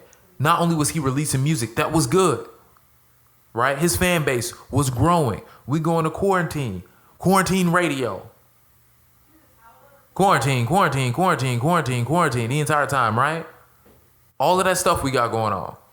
Tory Lanez was one of the biggest people that was having an amazing year because of that. He was literally getting like hundreds of thousands of people on Instagram Live whenever he did it. He was finding the balance of, all right, what's too far and what's not far enough, right? On Instagram Live that I can get away with. Literally having girls go in there do almost whatever. Now, morally, we ain't gonna say that was the best thing in the world. No, it wasn't. You know, people bored. Ain't really doing the most right now. But at least, it wasn't as bad as what was on Boosie's IG page. But again, different conversation, right? Nonetheless, people was out here saying, milk. She needs some milk. All of that, right? Y'all can go back and watch the videos for why that's the case. But that literally showed, Tory is carving out a lane for himself that if and when he ever decides he wants to do a podcast, he wants to do a show, he wants to do a radio show, doors are going to be open for him. Wide open. Just off the attention that you brought from this. And because on the business end, because y'all know I love to do that, you'll have good music to play on air, bro. Your music ain't going to age that bad. You blew it. You blew that. On top of, the rumors came out and it was starting being reported. MTV was like, hey, yo, Tory, we want to put together a situation. You was about to be on television, bro. And I get a lot of people are going to say, you know what? TV ain't the big thing anymore right now. And to a degree, they're correct. Being on digital, I'm sure consistently he can get more people to watch him on IG stories than what he could in some places on TV. However, being on TV allows you to reach those people who would not know about you otherwise, right? The way that national stardom is brought up, the way that you become a hit, the way that you become like a marquee name, aside from just putting out quality music, is being out there letting the people see you. The people in Iowa don't just need to see you on IG story. They need to see you in person, become a fan. People in Wyoming, people in Oklahoma, people in Arizona, people in Tennessee, people in South Carolina, people in Ottawa, people in Toronto, people in Rhode Island, people in Nigeria, people in England, people in Ireland, people in Switzerland, people in Rome, people in Russia. That's how you do it. Now you get on TV, you're automatically put in front of all those people. Now guess what? You're not going to be on TV. So not only did you lose millions of potential fans that you would have had, you've also lost the $1 million deals that were on the table for you. On top of you lost the hundreds of thousands of people that were willing and ready to support you at any point in time. Like, I'm one of those people that when I don't get to an album quick enough, I feel bad. Obviously, because I got a reaction channel that I want to upkeep, right? But I just feel bad because I hate waiting on new music that's going to bring me good vibes. When I got back to the Toronto 3, I believe it was, I was like, yo, why did I wait so long on this? I was playing Broken a Minute so much. Like doing the whole dance and all of that. Now I feel bad when it come on. Now I can't listen to Kalani's Can I? I'm like, Kalani, I need you to put out the remix so I can listen to something different. You know? Hey, I need you to get somebody major on the remix, though. Like, if you're going to do it, Kalani, do it like how Wale did the whole Tierra Thomas Bad situation, where whatever fallout they had, he had Rihanna on the remix, and it was like, oh, Stratosphere, okay, we out of here. And I believe Kalani can do that. But this just goes back to the fact that Tory Lanez, you really just blew it, bro. You really blew it. On top of none of it was worth it, bro. None of it was worth it. Tell me at one point in time, why was this album worth you going out here and getting slandered like this? Nothing about this album, from what I'm hearing from people that did listen to it, right, is worth it. Nothing of that is worth it. And then, word to XXL, your album is only going to sell between 40 to 50,000 total units. Of that, only 2,000 to 3,000 units will be traditional sales. That's a career low, a record low, because you was just like, nah, the music will figure it out. They'll forgive me and I'll be fine. No, bruh, no. This ain't no R. Kelly, Chris Brown situation. And even then, I got my gripes with them. Major gripes with them, right? Ain't listening to the music. Ain't doing it. Now I got to add you to that group.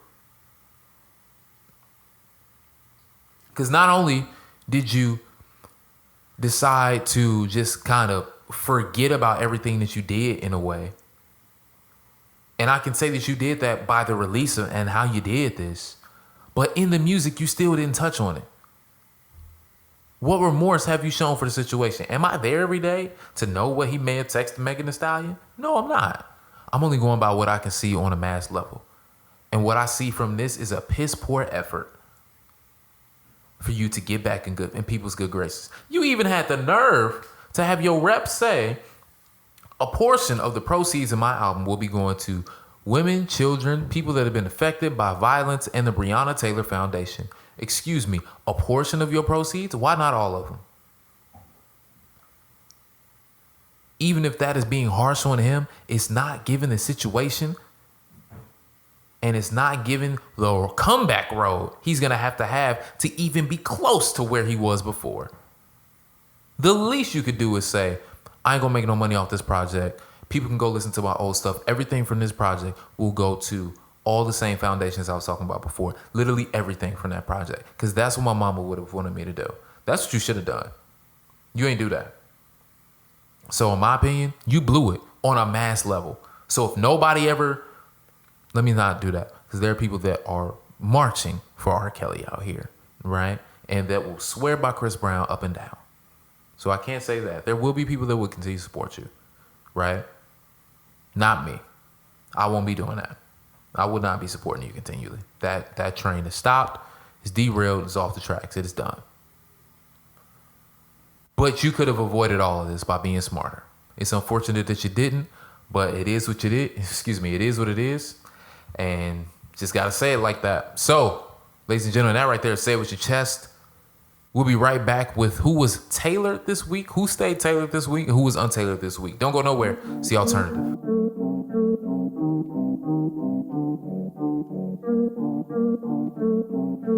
I am the greatest. What do?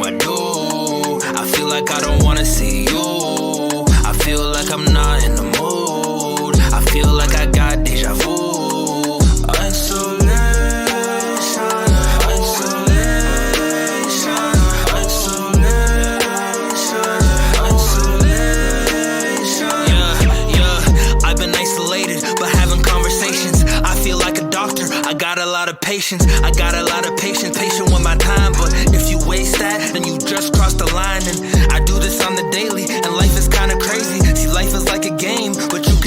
complaining. I used to party, but then I had to think right. If life is a party, I ain't looking for that invite. I see different energy, and I'm feeling it. This a lifestyle that I never thought I'd be living in. Never move too fast, I'm always patient. I think I need time to myself in isolation. What do? I feel like I don't wanna see you. I feel like I'm not in the mood. I feel like I got deja vu. Isolation, isolation, isolation, isolation.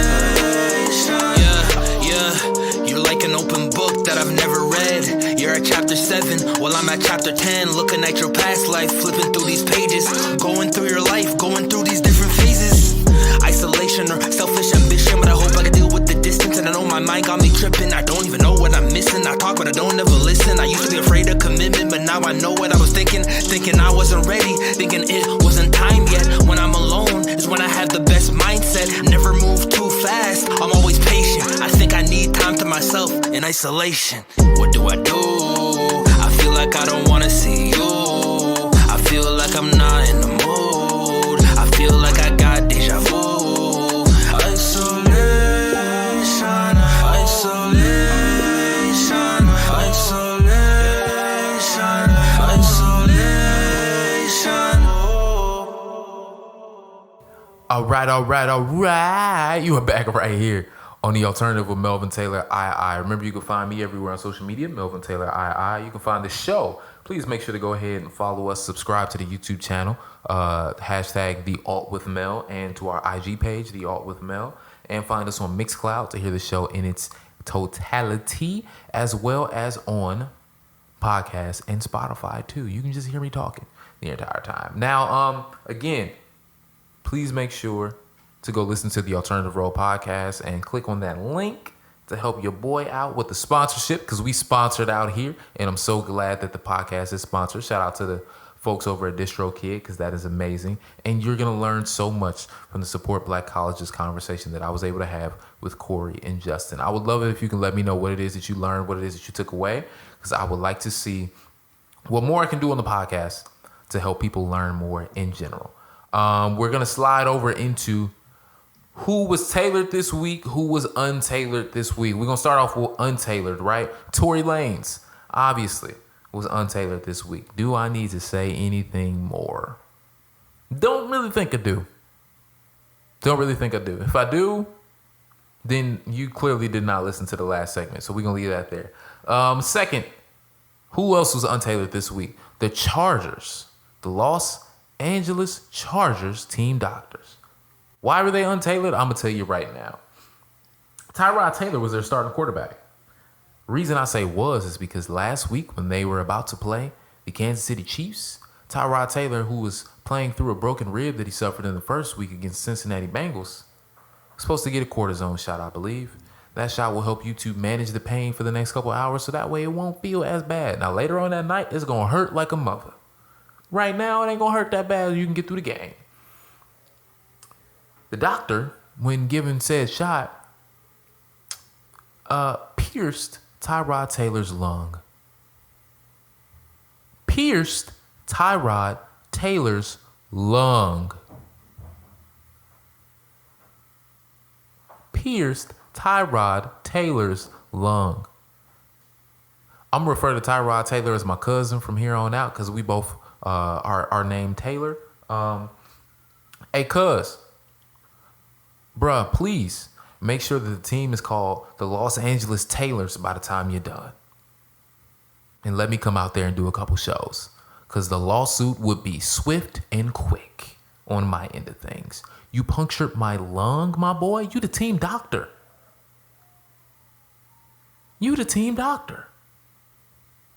No wonder Phillip Rivers could never really stay healthy. They out here puncturing lungs. That's probably also why Phillip Rivers left. Because they out here puncturing lungs. That's crazy. I ain't never heard of that. In all my years, even when I played football, and my dad playing football, my brother playing football, my family, members of my family playing football on high school, collegiate, professional, all of that stuff, right? Ain't never heard of that. Even my friends that are professional football players. None of them have ever heard of that either. So it's absolutely insane to me that the team doctor, who is supposed to be good at this, did that. Blows my mind. Now, let's move over to who stayed tailored this week, right? Deion Sanders. Deion Sanders is now the new head coach at Jackson State University for their football team. I absolutely love it. Absolutely love it because during his press conferences, he repeatedly talked about how he wanted to make sure Jackson State put out NFL product-worthy players. He wants players there that's going to play on Sundays. How he wants to raise the next best of the best. He's like, why do we need to just be on ESPN too? Why can't we be on ESPN? Let's raise the roof. Let's raise the expectations. Let's make this program as amazing as it could be. And I think with all the access that Deion has, obviously, right, with Jerry Jones coming out in support of that, NFL Commissioner Roger Goodell coming out in support of that, right? All the support that he's been getting from some of the NFL legends. I'm sure he'll not only be able to put together a great staff, but be able to have access to resources to help these players become the best that they can be. And I hope that is the case. I don't want this to be a situation where it just looks bad all around, and it would have been better had he just never did it. But I think this could ultimately be a gateway into more people that have attended HBCUs having better opportunities at professional leagues. This could open the door for maybe other former NBA players who want to be coaches, right? Go coach at HBCUs. Same thing I believe Mo Williams is doing at Alabama State, if I'm correct. I think I might be wrong with the school, but I do know that Mo Williams is the head basketball coach at an HBCU. He's literally sitting there coaching his team being like, you see the effort y'all giving me? Y'all want to go professional? I played with arguably the greatest player of all time in LeBron James. I know what it takes to be on that level. I was an all-star. I know what it takes to be on that level. Being able to have people that have been there, that are coming back and investing into the community is going to be so fruitful. So shout out to Deion Sanders for that. We still got to talk about that whole Barstool thing because I ain't with that. But shout out to what everything you're going to bring to Jackson State University. Who else was tailored this week? Rihanna. Why was Rihanna tailored this past week? Well, because Fenty is about to have some men underwear come out. And boy, I'm excited. I want some so very bad. I would love to wear Fenty underwear. Fenty men's underwear would be amazing. If they can get me like that, y'all know I'm obviously a big Laker fan, right? If I can get like Laker purple or like a darker purple, kind of like bluish almost type bro, oh my God. Don't even mess with me, bro. I might get she'd come out with a whole pajama set. I might get that. Can I get the satin, like dark purple? Bro, I might get it embroidered. I'm already thinking about it. See, look, I'm saving my money right now to buy that. Rihanna, shout out to you for that. Up next, who else was tailored this week? Shout out to Aldous Hodge, right? Any of y'all don't know, Aldous Hodge is the OG from Leverage. Black dude off of that, man. Absolutely loved him, right? He also played MC Ren in Straight Outta Compton, for those of y'all that don't know. And he is now going to be Hawkman in the new Black Adam movie with The Rock. I'm so very excited for that, man. Aldous Hodge is somebody who I see as being, in that pantheon of how good Mahershala Ali is, how good Chadwick Boseman was, how good, rest in peace to him, how good Michael B. Jordan is. Aldous Hodge is on that level. I think this opportunity will help him to break further into his career, into a new stratosphere, and show you guys why he's one of the better actors that we have around here. I'm super excited for him. Just blessings to him and The Rock in this project. I can't wait to be able to see him be Hawkman. Last person that was tailored this week, shout out to my man Zach Diamond, who's a rapper who his video went viral because he played his dad, his new rap song. His dad had never heard him rap. His dad was like, yo, this is good. This is like awesome. I love this. It's catchy, all of that. And it was just such a dope and genuine moment to be able to get on social media. I absolutely loved it. So shout out to you, Zach Diamond, for that. And I'm hoping that you drop some more music. Hey, man, maybe you come on the show at some point in time soon and let us know what else you're working on. And tell your pops we said what's up. All right, ladies and gentlemen, That has been The Alternative with Melvin Taylor. Thank y'all so much for tuning into the show. Please remember you can find us here every single Monday night, 11:55 p.m. until 2 a.m. Eastern Standard Time on WHCR 90.3 FM New York. You can catch the show on my YouTube channel, Melvin Taylor II, 17,000 growing and strong. Or you can also catch us on the TheAltWIthMel YouTube page. We're close to 100 subscribers. We're very close to 100 subscribers on there. Would love to be able to see if we can push it. Let's see if we can get to between 500 to 1,000 by the end of this year. That would be great. That would be absolutely fantastic. Last but not least, please make sure to check out the Alternative Road podcast, because again, I'm gonna keep talking about this DistroKid sponsorship that we got. I would absolutely love it on there. Got some more sponsorship news that's gonna be coming for y'all down the pipeline as well. Please go to Respect Magazine to check out my feature on Corey Arbinger and Justin Phillips, who are the latest guests on the Alternative Road podcast in Respect Magazine. You can check out the feature for that. And man, I hope all y'all stay tailored this week, all right? Stay blessed, stay favored. Always stay tailored. If you got a dream, see it through. And I'm going to see you next week on the show, man. Peace and love.